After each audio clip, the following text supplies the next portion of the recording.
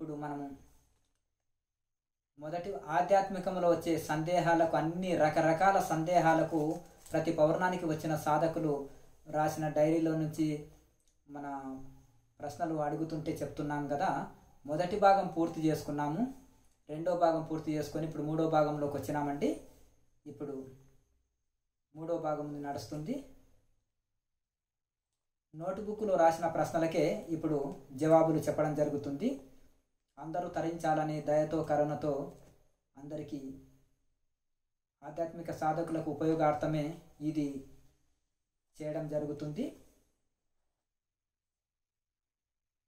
నమస్కారం గురుగారు. నమస్కారం అండి. దేవాలయంలో కొబ్బరికాయ కొట్టడంలో అంతరార్థం ఏంటి గురుగారు? అయితే ఇక్కడ ఈ గుళ్ళు గోపురాలు ఇవన్నీ కూడా, ఈ కర్మకాండలు కూడా ఋషులు సాధనలో అనుభూతి పొందిన స్థితి అన్నమాట. అయితే వాళ్ళేమో అతీత స్థితిలో ఉన్నారు. దాన్ని తగ్గిస్తూ తగ్గిస్తూ తగ్గిస్తూ ప్రాథమిక స్థితిలో ఉన్నటువంటి పైకి లాక్కొని రావడానికి ఈ కింది నుంచి స్టార్ట్ చేశారనమాట. అయితే పూర్వకాలంలో ఇప్పుడు మనం చదువుకునేటప్పుడు పలకా బలపం పెట్టిస్తారు. అది ఎంతవరకు దిద్దుతాము? ఓరమాలు వచ్చే వరకు, ఏబీలు వచ్చే వరకు. ఆ తర్వాత మనం పుస్తకం చదువుతాము. తర్వాత ఇంకా ఏమి అంటే ప్రైమరీ స్కూల్లో చాలా పుస్తకాలు ఉంటాయి. కాలేజీ చదువుకునే వాడికి ఒక నోట్ బుక్ ఉంటుంది. టీచర్ అయితే చేతులు ఒప్పుకుంటూ వెళ్ళి పాఠాలు చెప్పేసి వస్తాడు. అంటే ఆధ్యాత్మికంలో కొత్తలో ఎంతో మెటీరియల్ అవసరం ఉంటుంది. ఎంతెంతో ముద్రలు, ఈ ప్రాణాయామాలు, ఆసనాలు, ఇవి భక్తి, పూజ, కర్మకాండలు, తతంగాలు చాలా ఉంటాయండి. ఇక ఎంత పైకి పోతుంటే అంత సబ్జెక్టు తగ్గుతుంటుంది. ఒకే సబ్జెక్టు మీద డీప్గా రీసెర్చ్ చేస్తారు. అయితే ప్రారంభంలో చాలా ఆడంబరంతో స్టార్ట్ అయిన భక్తి, యోగము, అన్ని రకాలవి కూడా ఎన్నో కర్మకాండలతో స్టార్ట్ అయ్యి చివరికి కూడా అదే భక్తుడు ఒక నాస్తికుడిలాగా కూడా కనిపిస్తాడు.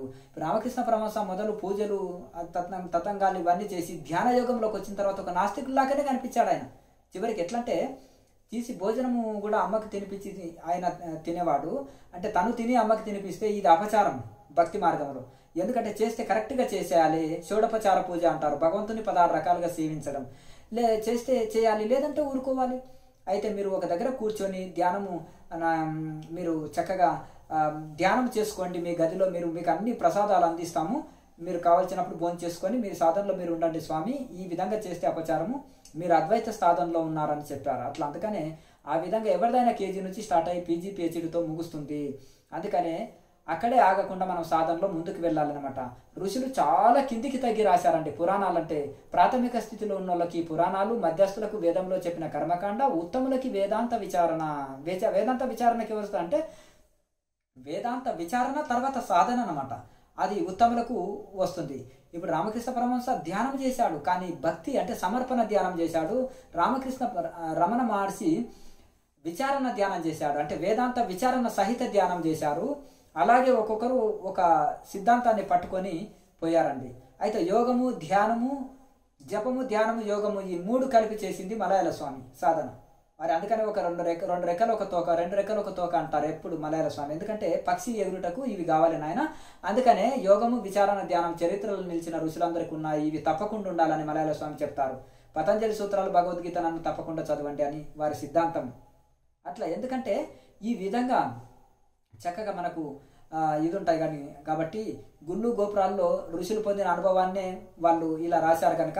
అయితే కొబ్బరికాయ అంటే మనము కొబ్బరికాయ పైన పీసు ఉంటుందండి, తమో గుణము. పైన టెంక ఉంటుంది, అది రజో గుణము. అది ఇంకా కొంచెము గట్టిగా ఉంటుంది. లోపల సత్వగుణము కొబ్బరి, అది చాలా మధురంగా ఉంటుంది తినుటకు. కానీ పీచు తినము, టెంక తినము, కానీ మధురంగా కొబ్బరిని తింటాం. అలాగే మనలో తమో గుణాన్ని తీసివేయాలి, పీసుని తీసివేసి రజోగుణం అనే టెంకని తీసివేసి సత్వగుణం అనే తెల్లటి హృదయంతో తెల్లటి కొబ్బరి చక్కగా తినివేసేయాలి. విశుద్ధ సత్వగుణమే తీర్థం. ఇక అట్లా ఆ విధంగా ఆ యొక్క కొబ్బరి ఆరోగ్యానికి మంచిది, శక్తి, ఎనర్జీ. కూరల్లో వేసుకోవచ్చు, పచ్చడిలో వేసుకోవచ్చు, తినవచ్చు. అంత దాన్ని తినుటకు యోగ్యమవుతుంది. పీసు టెంక పనికిరాదు. ఒక మామిడికాయ కూడా మొదలు ఒగరుగా ఉంటుంది, తర్వాత నాటు మామిడికాయ చూసినట్టయితే పిందెగా ఉన్నప్పుడు ఒగరుగా ఉంటుంది, కాయ అయినప్పుడు పుల్లగా ఉంటుంది, పండు అయిన తర్వాత తీయగా ఉంటుంది. అదే మొదలు పిందెగా ఉండేది ఒగరు ఉండేదేమో తమో గుణము, కాయగా ఉన్నప్పుడు పులుపుగా ఉండేదేమో రజోగుణము, మధురంగా ఫలం అయిన తర్వాత తీపి ఉండేదేమో సత్వగుణము అంటారు. ఇట్లా 3 అవస్థలు చెందుతుంటారు సాధకుడు కూడా. మొదలు చేదుగా వగరుగా ఉంటాడు, తర్వాత పుల్లగా తయారవుతాడు, తర్వాత తీపిగా అతను ఏది పలికినా అతని హృదయం, అతని మాట, చేష్టలు, కర్మలు అన్నీ చాలా మధురంగా చూసే వాళ్ళకు చాలా అందంగా ఉంటాయి, చాలా చక్కగా ఉంటాయి, అందరికి ఉపయోగార్థం ఉంటాయి. అందుకని ఆ విధంగా 3 అవస్థల్ని మనం దాటుకొని ముందుకు వెళ్తాము. ఈ యొక్క కొబ్బరికాయ యొక్క అర్థం అదే. అందుకనే మనలోని తమో గుణం తీసి రజోగుణాన్ని తీసి సత్వగుణంలో ఉండాలని కొబ్బరికాయ మనకు సందేశం ఇస్తుంది. ఈ కొబ్బరికాయని అప్పుడు తినుటకు కొబ్బరి ఉపయోగపడుతుంది. ఆ సత్వగుణమే మనకు అందరికీ ఉపయోగార్థంగా ఉంటుంది. గురుగారు, హైందవ సాంప్రదాయంలో బొట్టు పెట్టుకోవడంలో అంతరార్థం ఏంటి? ఈ యొక్క బొట్టు పెట్టుకోవడం అంటే కూటస్థం అండి. కూటస్థం అంటే మన ఆత్మజ్యోతి ఎక్కడైతే ఉంటుందో ఇక్కడ ఉంటుంది కూటం. ఈ చందనం పెట్టుకోవడం వలన ఇక్కడ కూల్ అవుతుంది. ఎందుకంటే ఈ యొక్క మన శరీరంలో హీటు కాకుండా ధ్యానం చేసేటోళ్ళకి ఇక్కడ హీట్ వచ్చేస్తుంది, ఆ హీటు తగ్గుతుంది. ఈ యొక్క మన దృష్టి కూడా కొంచెం బొట్టు పెట్టుకున్నప్పుడు ఇక్కడ కాన్సల్టేషన్ చేయడానికి ఈజీ ఉంటుంది కొత్త వాళ్ళకి. అయితే బొట్టు పెట్టుకోవడం వలన శరీరాన్ని అక్కడ కూల్ అవుతుంది. ఒకటి ఆగ్నేయ చక్రం దగ్గర, ఒకటి కూటస్థం అని గుర్తు అనమాట. అంటే ఋషులు చందనం రూపంలో దర్శించారు, తర్వాత కుంకుమ రూపంలో దర్శించారు అక్కడ జ్యోతిని. అలా పెంచుకుంటూ ప్రాథమిక స్థితిలో అరుణోదయ సూర్యుడు ఆరెంజ్ రంగులో వస్తాడు కదా, అక్కడ ఆ విధంగా కుంకుమ కూటస్థం అంటారు. కూటస్థ దృష్టి కోసం అక్కడ మనం దృష్టి పెట్టుకుంటామండి ఇది. అలాగే గురుగారు, మంత్రం చెప్పి భోజనం చేయటంలో అంతరార్థం ఏంటి? అంటే మంత్రము శుద్ధి అయినప్పుడు, మంత్ర జపం చేసినప్పుడు ఆ మంత్రము శుద్ధి అవుతుంటుంది. అందులో ఆ మంత్రము చెప్పినప్పుడు ఎట్లుంటుందంటే ఆ యొక్క మంత్రానికి కూడా అంత శక్తి ఉంటుందంటే, పూర్వకాలంలో మంత్రశక్తితో ఒక బాణం కొడితే 3 లోకాల్లో ఎక్కడ ఉన్నా వాడిని తీసుకొని రావాలి రాక్షసుడిని. అంత శక్తి ఉండేది మంత్రానికి కూడా. మహర్షుల మాటనే మంత్రం అవుతుంది అంటే వాళ్లకు వాకు శుద్ధి జరుగుతుంటుంది, తపోశక్తి వలన సంకల్ప శక్తి పెరుగుతుంది కనుక వాళ్ళ మాటనే మంత్రం అవుతుంది మహర్షులది. కానీ ఇంకా సామాన్యులు మాత్రము జపం చేయగా ఒక మంత్రశక్తి వస్తుంది కాబట్టి ఆ మంత్రాన్ని చెప్పి ఉండడం వలన అన్నము పవిత్రమవుతుంది. అన్నము దోషంతో కూడుకోదు, అన్నము పవిత్రమవుతుంది. అక్కడ దాన్ని శుద్ధి చేసిన వాళ్ళం అవుతాము. రకరకాలుగా ఇంకా మనం వండేటప్పుడు, తెచ్చేటప్పుడు, ఇది చేసేటప్పుడు ఏమన్నా అశుద్ధి జరిగినా అవి శుద్ధి చేసుకోవడం అంటారు. మన తలపైన నీళ్లు చల్లుకోవడము, ఎప్పుడన్నా మన ఇంట్లోకి ప్రవేశించేటప్పుడు కాళ్ళు కడుక్కోవడం, తలపైన నీళ్లు చల్లుకోవడము, అట్లా ఇవన్నీ ఒక మంత్రము చెప్పి చల్లుకుంటాము పైన. అపవిత్ర పవిత్రోవా సర్వావస్థగతోపివ యస్మరేత్ పుండరీకాక్షాయ సభాభ్యంతర శుచి, అంటే లోపల బయట అంతా శుచి ఉండాలని మంత్రం చెప్పి ఇట్లా చెప్పుకుంటాం కదా. అలాగే ఇక్కడ కూడా పైన నీళ్లు చల్లుకుంటాం. అట్లాగే ఈ విధంగా ఇంటి పైన నీళ్లు శుద్ధి చేసుకుంటాం. అట్లాగే భోంచేసేటప్పుడు కూడా ఆ యొక్క మంత్రము చెప్పి మనం అన్నపూర్ణ స్తోత్రము, అలాగే అహం వైశ్వానరో భూత్వా అనేది ఆ శ్లోకము, రకరకాలుగా బ్రహ్మార్పణం, బ్రహ్మహారివి, ఇట్లా రకరకాల ఇంకా వేదంలోని మంత్రాలు ఎన్నెన్నో ఇవన్నీ చెప్పుకొని ఒక పవిత్ర భావన రావడానికి, మనసు సత్వగుణంలో ఉండి భోంచేస్తే ఏ విధంగా ఏ భావనతోటి భోంచేస్తున్నావో అదే విధంగా మనసు మారుతుంది. కనుక గురుకులాల్లో కానీ, చిన్నప్పటి సంధి కానీ, మనం సదాచారంలో ఉండే కుటుంబాల్లో కానీ అలా మంత్రము చెప్పి చేసుకోవడం వలన మన మనసు వాళ్ళకి ప్రారంభంలో మంత్ర జపము, స్తోత్రాలు ఇవే ఉంటాయి కనుక ప్రాథమిక స్థితిలో ఉన్న వాళ్ళకి దాని వలన వాళ్ళకు స్తోత్రాలు చేసినప్పుడు, మంత్రం చదివినప్పుడు మనసు అంతర్ముఖమవుతుంది, పవిత్ర భావన వస్తుంది. వాళ్ళు మంత్రాన్ని అర్థం చెప్తారు కనుక ఆ మంత్రాన్ని భావనాయుక్తంగా మనం భోజనం చేస్తాం కాబట్టి యద్భావం తద్భవతి, భావం శుద్ధమైతే జ్ఞానం సిద్ధించినట్టు. ఆ భావాన్ని శుద్ధం పెట్టుకొని సత్వగుణంతో సాత్విక మనసుతోటి మనము ప్రార్థన చేసి, అన్నం పరబ్రహ్మ స్వరూపం కనుక అన్నం నిందించరాదు, అన్నము ఇది పేర్లు పెట్టరాదు, ఇది తక్కువైంది అది తక్కువైంది అనరాదు, దైవ భావనతోటి తినాలి, దైవ ప్రసాదంగా భావించి తినాలి. అది మరి ప్లేట్ వేసినప్పుడు ఎలా ఉండాలనో తీసినప్పుడు అలా ఉండాలని మహాత్ములు అంటారు. అన్నం వృధా చేయరాదు. ఒక జీవి ఆహారాన్ని మనం వృధా చేసిన పాపం మనకు తగులుతుంది కనుక అన్నం ప్లేట్ వేసినప్పుడు క్లీన్గా ఉంటుంది, మళ్ళీ తీసేటప్పుడు కూడా అంత క్లీన్గా నాకి వేసేయాలి, ఏమి ఉండదు దాంట్లో. అట్లా ఆ విధంగా ఉండాలి. ఆ మంత్రం చెప్పి తింటే మనసు శుద్ధమవుతుంది, ఆహారం శుద్ధమవుతుంది, పవిత్ర భావన ఉంటుందని మహర్షులు మనకు అట్లా ఏర్పాటు చేశారండి. గురుగారు, భోజనం చేసే సందర్భంలో విస్తరి చుట్టూ నీళ్లు చల్లటంలో అంతరార్థం ఏంటి? అంటే పూర్వకాలంలో మట్టి ఇండ్లు ఉండేది, చీమలు పురుగులు అటువంటి వచ్చేవాళ్ళు. ఇప్పుడు సిమెంట్ అంటే అప్పుడు ఏం చేసేవాళ్ళు అంటే నీళ్లు పైన విస్తరి కింద చల్లుతారు, దాన్ని విస్తరిని కడుగుతారు, విస్తరి కడిగినవి కూడా అలా పోసి ఇట్లా పెట్టుకుంటారు. మళ్ళీ భోంచి పెట్టిన తర్వాత చుట్టూ ఆచమనం చేస్తారు. నీళ్లు చల్లుకొని తీసుకోవడం వల్ల చుట్టూ నీరు పోస్తే చీమలు ఆ తడికి లోపలికి ప్రవేశించవు. ఆహారం మళ్ళీ అలాగే నీళ్లు తాగడం వలన పేగుల్లోకి ఆహారం త్వరగా దిగుతుంది. అందుకని పూర్వకాలంలో సదాచారంలో బ్రాహ్మణులు మూడు ముద్దలు, మొదటి ముద్దలు నెయ్యి వేసుకొని ఏదన్నా కారం పొడి లాంటిది వేసుకొని నెయ్యితోటి తినేవాళ్ళు ముద్దలు. ఎందుకంటే పేగులో సాపుగా ఆహారం దిగుతుంది. అట్లాగే తర్వాత మళ్ళీ మామూలుగా పప్పు, కూర, సాంబారు వేసుకునేవాళ్ళు. అయితే తర్వాత మొదలు కనీసం నెయ్యి లేకున్నా కానీ ఆచమనమైన 3 సార్లు చేసుకోవాలంటారు. అంటే 3 సార్లు గుట్టికలు నీళ్లు తాగడం వలన పెవులు సాపు అవుతాయి.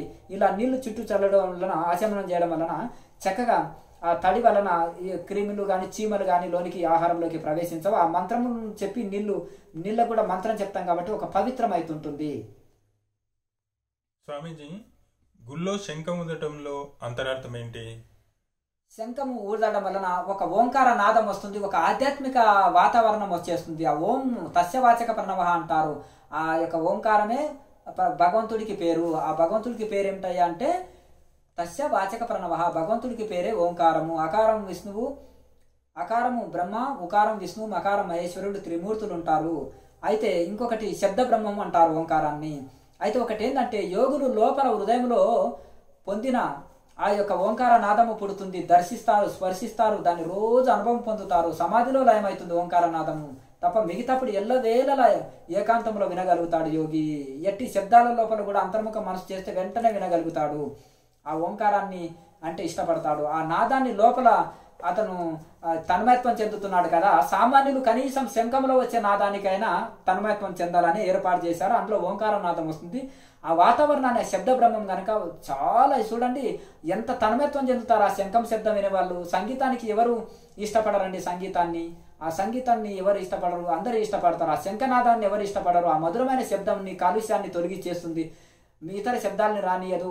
ఆధ్యాత్మిక వాతావరణము చాలా అద్భుతమైన వాతావరణాన్ని తయారు చేస్తుంది. చాలా మాధుర్యాన్ని మనకు చెవులకు చాలా ఇనసొంపుగా ఆనందంగా దైవనామాన్ని ఓంకారాన్ని వింటాం కనుక అలా శంఖాన్ని ఊదుతారు.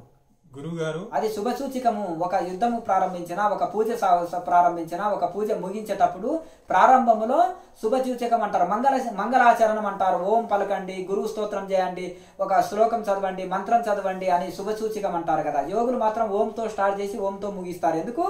అది శుభసూచికము. అదే మంగళ శాసనము, వాళ్ళకి మంగళాచరణం అదే. అందుకని ఆ ఓంకారము శంఖముతోటి ప్రారంభమవుతుంది. మళ్ళీ తిరిగి పూజ అయిపోయిన తర్వాత కూడా శంఖమూది ఇది చేస్తారు. అంటే మంగళాచరణం అవుతుంది. ఓంకారము ఉచ్చరించి శంఖము ఓంకారం వస్తుంది కనుక ఆ ఓంకారంతో ప్రారంభం, ఓంకారంతో ముగింపు జరుగుతుందండి. గురువుగారు, గుళ్ళో గంట కొట్టడంలో అంతరార్థం ఏంటి? ఇది కూడా దశవిధ నాదాల్లో ఒకటి. తాళాలు, మేళాలు, డప్పులు, శంకులు ఇవన్నీ సౌండ్స్ గుళ్ళో ఎందుకు ఏర్పాటు చేశారు అంటే యోగి దశవిధ నాదాలు లోపల వింటాడు. ఇవన్నీ విని ఈ గుళ్ళో కనీసం ఈ విధంగానైనా వాళ్ళు ఆనందపడని, సంగీతానికి ఆనందపడని వాళ్ళు ఎవరు ఉన్నారు? ఈ విధంగానైనా ఆనందపడి వాళ్ళని శబ్దానందము ప్రాథమికలో పొందుతాడు. అర్థానందం అంటే ఒక పద్యము, ఒక పాట, సంకీర్తనం పాడినప్పుడు ఎంత గొప్ప అర్థం ఉంది అని పండితుడు అర్థాన్ని వెతుకుతాడు. ఇక పామరుడు తాళాలు, మేళాలకు ఎగురు గంతులు వేస్తాడు ఈ అన్నిటిని చూసి. అయితే అది ఏం గ్రహించలేడు. అయితే శబ్దానందం ఒకరు పొందుతారు, అర్థానందం ఒకరు పొందుతారు, భావానందము జ్ఞానులు పొందుతారు. దాంట్లో ఎంత భావం ఉందండి, ఎంత ఇది ఉందండి అని అట్లా అంటారు. దాన్ని అనుభవానందము ఋషులు పొందుతారు. అనుభవం అంటే స్వయం అనుభవం తెచ్చుకొని ఆ పరమాత్మని లోపల అనుభూతి చెంది ఆనందపడే వాళ్ళు ఋషులు. అయితే ఈ విధంగా అందరిని ఆకట్టుకోనికే తాళాలు, మేళాలు ఇవన్నీ శబ్దాల ద్వారా చాలా ఒక తన్మయత్వ స్థితి, సంగీతంలో ఎగిరి గంతులు వేయండి, తన్మయత్వం చెందండి అనేది ప్రాథమిక స్థితులు ఇష్టపడతాడు. అందులో అర్థాన్ని పండితులు ఇష్టపడతారు, దాని అనుభూతిని ఋషులు ఇష్టపడతారు అనమాట. ఈ విధంగా వాళ్ళని ఇది చేయడం వల్ల ఇంకొకటి గంట కొట్టి వదిలిపెట్టినప్పుడు కూడా ఓంకారనాదమే కంగుమని ఒక శబ్దం వస్తుంది, ఒక మాధుర్యమైన శబ్దము. గంట కొట్టి వదిలిపోయినాక అనే ఒక నాదం వచ్చేస్తుంది. ఆ నాదంలో మన మనసు తన్మయత్వం చెందుతుంది. ఆ తన్మయత్వంలో మనకు గంట కొట్టిన తర్వాత కళ్ళు మూసుకొని నమస్కరిస్తాము. అప్పుడు మన మనసు తన్మయత్వం చెందుతుంది. ఆ కంచు గంట ఇచ్చే దీర్ఘ నాదమును 1 నిమిషం సేపు కూడా నాదాన్ని ఇస్తుంది, చాలా తన్మయత్వం చెందుతుంది. స్వామీజీ, గుళ్ళో దీపం వెలిగించడంలో అంతరార్థం ఏంటి? అయితే పూర్వకాలంలో కిటికీలు, తలుపులు, వెంటిలేటర్ లేవుండవండి. గుళ్ళు రాతి కట్టడాలు. అది ఈ విధంగా మొత్తము ఒక విధంగా పుష్పము ఉంటుంది, కపాలం అంటారు, బిల్లలు స్టెప్పులుగా ఉంటాయి. ఇప్పుడు స్లాబులు వేస్తున్నారు కానీ పూర్వం చూసినట్టయితే అట్లా ఉంటాయి. ఆ చీకటి గదిలో మనం దైవాన్ని దర్శనం నల్లరాతి రూపంలో ఉండే విగ్రహం అనమాట. అయితే మనం ధ్యానం చేసినప్పుడు మన మనసు సూక్ష్మంగా వెళ్తుంది. అదే ఆ చీకటి గుహ. దేహం అనేదే గుడి. ఈ దేహం అనే గుడిలో నిరంతరం ధ్యానం చేసినప్పుడు మనం చీకటిలోకి వెళ్ళిపోతాం. ఆ చీకటి గుడి అనమాట. ఆ నల్లరాతి విగ్రహారం అంటే నల్లరాతి విగ్రహం అంటే ఇక్కడ నిరాకార పరబ్రహ్మ. నిరాకార పరబ్రహ్మ ఆకారం లేదు. ఎట్లా చూస్తావు అంటే నీ ఇంద్రియాలను దాటుకొని పోవాలి, సూక్ష్మంగా మారాలి. సూక్ష్మంగా మారినప్పుడు చీకటి అయిపోతుంది. ఆ చీకటిలో నీకు జ్యోతి దర్శనం ఇస్తుంది. ఆ జ్యోతి ద్వారా పరమాత్మని అనుభూతి చెందుతాము. అలాగే ఆ చీకటి గదిలో నల్లరాతి విగ్రహం అంటే నిరాకార పరబ్రహ్మని ఈ జ్యోతి ఆధారంగా దర్శనం చేసుకుంటాం. ఈ జ్యోతిని ఒత్తి వేసి నూనె వేసి ఆ భక్తి అనే నూనె వేసి ఆ యొక్క శ్రద్ధ అనే ఒత్తి వెలిగించి ఈ యొక్క జ్ఞానం అనే జ్యోతిని మనం వెలిగించినప్పుడు ఆ జ్యోతి ఆధారంగా ఆ నిరాకార పరబ్రహ్మని మనము దర్శనం చేసుకుంటాము. ఆ యోగులు పొందే ఆ జ్యోతిని దర్శనాన్ని ఇక్కడ ఇది చేశారు. ఒక జ్యోతితోటి ఒక జ్యోతి దర్శనం వెలిగించుకోతా అంటే ఒక జ్ఞాని ద్వారా ఇంకొక జ్ఞాని జ్ఞానాన్ని అని తీసుకుంటాడు. అది నిరంతరం సాధన చేయగా అతను కూడా జ్యోతి దర్శనం పొందగలుగుతాడు. ఇదే చైతన్య జ్యోతి, ఆత్మజ్యోతి అంటారు. అందరూ ఆ జ్యోతిని దర్శనం చేయలేరు కాబట్టి కనీసం ఇంట్లో దీపం పెట్టించి పూర్వకాలంలో ఈ యొక్క జ్యోతికి నమస్కరించే వాళ్ళు మంత్రం చెప్పి, అలాగే మనం దీపం ఇప్పటికి కూడా లైట్ వేసినప్పుడు మొక్కుతారు పెద్దవాళ్ళు, దీపం వెలిగించినప్పుడు కూడా మొక్కుతారు, అలాగే నమస్కరిస్తారు. అలాగే దేవాలయంలో దీపానికి కూడా నమస్కరిస్తారు. ఆరతి ఇచ్చినప్పుడు ఆ జ్యోతికి దర్శనం చేసుకుంటాము. ఇట్లా జ్యోతి అనేది పవిత్రంగా ఋషులు యోగులు భావిస్తారండి. ఇట్లా ఈ విధంగా నాదము జ్యోతి అంటే లోపల హృదయంలో అనాథ నాదము శంఖము, ఈ యొక్క ఘంటానాదం అనేది యోగి హృదయంలో పోగే నాదము ఘంటానాదము, ఆ జ్యోతి యోగి దర్శించే జ్యోతి. ఇవన్నీ కర్మకాండంలో ఇట్లా నెలకొల్పారు. వాళ్ళొక స్థాయి కిందికి దిగి ప్రాథమిక స్థితిలోకి ఆ అనుభూతి కలిగించడానికి ఇవన్నీ ఏర్పాట్లు చేశారండి. స్వామీజీ, చెప్పులను గుడి బయట విడుచుటలో అంతరార్థం ఏంటి? మన విషయవాసనాలని ఆ విధంగా వదిలిపెట్టాలని అర్థము. ఆ చెప్పులు అనే మన విషయవాసనాన్ని ఇప్పుడు ఆ విధంగా చెప్పుల్ని గుడి బయట వదిలేసినట్టుగా మనం ధ్యానం చేసేటప్పుడు పూజ చేసేటప్పుడు భగవంతుడి దగ్గరికి వచ్చినప్పుడు ఏం చేయాలంటే మన ప్రాపంచిక వ్యవహారాలని ఒక చెప్పుల వలె తక్కువ స్థాయిలో చూడాలి. ఈ దైవ పూజనే మనం అతీత స్థాయిలో చూడాలి. అప్పుడు ఆ విధంగా చెప్పులు విడిచినట్టు మన వ్యవహారాలని పక్కకు వదిలి మన మనసుని భగవంతుని మీద కేంద్రీకరించాలి. అందుకని కొంతమంది ఋషులు చెప్పులు కూడా వేసుకోరు. ఎందుకంటే దృష్టి అంతా టెంపుల్కి వెళ్ళినా కానీ చెప్పుల మీద ధ్యాస ఉంటుంది. అట్లా ఎందుకంటే మనకు ఆ విధంగా మనసంతా భగవంతుడి మీద ఉండకుండా, అందుకని ఆ వ్యవహారాలన్నీ చెప్పుల్లాగా బయటికి వదిలేసి చక్కగా భగవంతుడిలో మనం లీలమైపోవాలి. గురువుగారు, దేవాలయాల్లో తీర్థం ఇవ్వడంలో అంతరార్థం ఏంటి? తీర్థంలో అందులో చాలా సుగంధ ద్రవ్యాలు ఓషధులని కలిపి పౌడర్ చేసి ఇస్తారండి. అందులో భగవంతుడి విగ్రహం కడిగి అభిషేకం చేసిన నీరు కనుక ఆ అభిషేకం చేసిన నీరు పంచామృతంతో స్నానం చేస్తారు, అది తీర్థంకి ఇస్తారు. ఇంకొకసారి మామూలు నీళ్ళతోటి కూడా శుద్ధమైన జలంతో కూడా అభిషేకం చేసినప్పుడు అందులో కొంచెం తీర్థం పొడి అని వేస్తారు. అది ఓషధులతో కూడుకున్నది. అందులో పచ్చకర్పూరం వేస్తారు, అలాగే కొంత ఇలాచి పౌడర్ వేస్తారు, ఇంకా రకరకాలుగా మూలికలవి కూడా వేస్తారండి అందులో. అవన్నీ కూడా చాలా మటుకి సర్వరోగ నివారిణి, లోపల ఉండే పొట్టల్ని శుద్ధి చేస్తుంది. ఇంకోటి మనం భగవంతుడికి వేద మంత్రాల ద్వారా అభిషేకం చేస్తారు కదా, ఆ మంత్రం శక్తి అభిషేకం నీళ్ళలో వచ్చేస్తుంటుంది. ఆ మంత్రం చెప్పిన నీళ్లు, అందులో దైవాన్ని కడిగిన నీళ్లు, అందులో ఈ ఓషధులు అందులో వేస్తారు కనుక అవన్నీ తీసుకోవడం వలన గుమ్మగుమ్మ వాసనలు కూడా వస్తుంటాయి ఆ తీర్థంలో. చూడండి, అది తీస్తే పొట్ట లోపల ఉండే క్రిమిల్ని నాశనం చేస్తుంది, పొట్ట శుద్ధి అయిపోతుంటుంది, కఫ రోగాలు రావు, సర్ది దగ్గు జలుబు రాదు, ఈ కఫం సంబంధించిన రోగాలు రావు, శ్వాసకోశ రోగాలు రావు, పొట్ట శుద్ధి అవుతుంది, రోగ నిరోధక శక్తి పెరుగుతుందండి. గురువుగారు, దేవాలయంలో శటగోపురం తలపై పెట్టుల్లో అంతరార్థం ఏంటి? ఆ శటగోపురం పైన భగవంతుడి పాదాలు ఉన్నాయి చూడండి.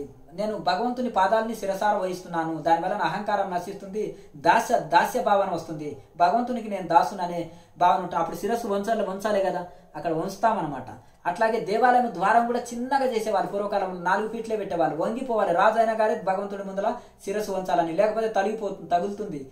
అది ఉంటుంది కదా, గుమ్మం ఉంటుంది కదా, మనకు తల తగులుతుంది, అక్కడ శిరస్సు వంచాలని. ప్రతిదానికి ఒక అర్థం ఉంటుంది. అంటే అహంకారం తొలగించుకోవాలి, నేననే భావన విడవాలి అనేది దాని యొక్క అర్థం అండి. మన పదవులు, మన ఆస్తులు, పాస్తులు, అంతస్తులు, కులము, మతం అన్ని అక్కడ బయట విడిసి రావాలి. ఇక్కడ వచ్చినప్పుడు శిరస్సు వంచి చెప్పుల్లాక వ్యవహారం వదిలినట్టు బయట వదిలి గేట్ అవతల వదిలి చక్కగా శిరస్సు వంచి భగవంతుని ముందల ఎవరైనా సమానం, రాజు అయినా రైతు అయినా అందరు సమానము, శిరస్సు వంచి భగవంతునికి ఉండాలి. సాష్టాంగ దండ ప్రణామం చేయడం కూడా అంతే. అంటే అంటారు కదా, వరుసా శిరసా దృష్టివా మనసా వచత తథా పద్మాంకరాభ్యాం కర్ణాభ్యాం ప్రణామం అష్టాంగం ఉచ్యతే. ఈ యొక్క శిరస్సు తల, కళ్ళు, ముక్కు, చెవులు అన్నీ భగవంతుడి సాష్టాంగ పడడం అంటే ఇంకా ఏం అహంకారం లేదంటే అంత నీవే స్వామి, నీదే దయ అని మనం బోర్ల పడిపోవడం అనమాట. ఇవన్నీ కూడా ఈ గుళ్ళల్లో ఇట్లా ఉంటాయండి.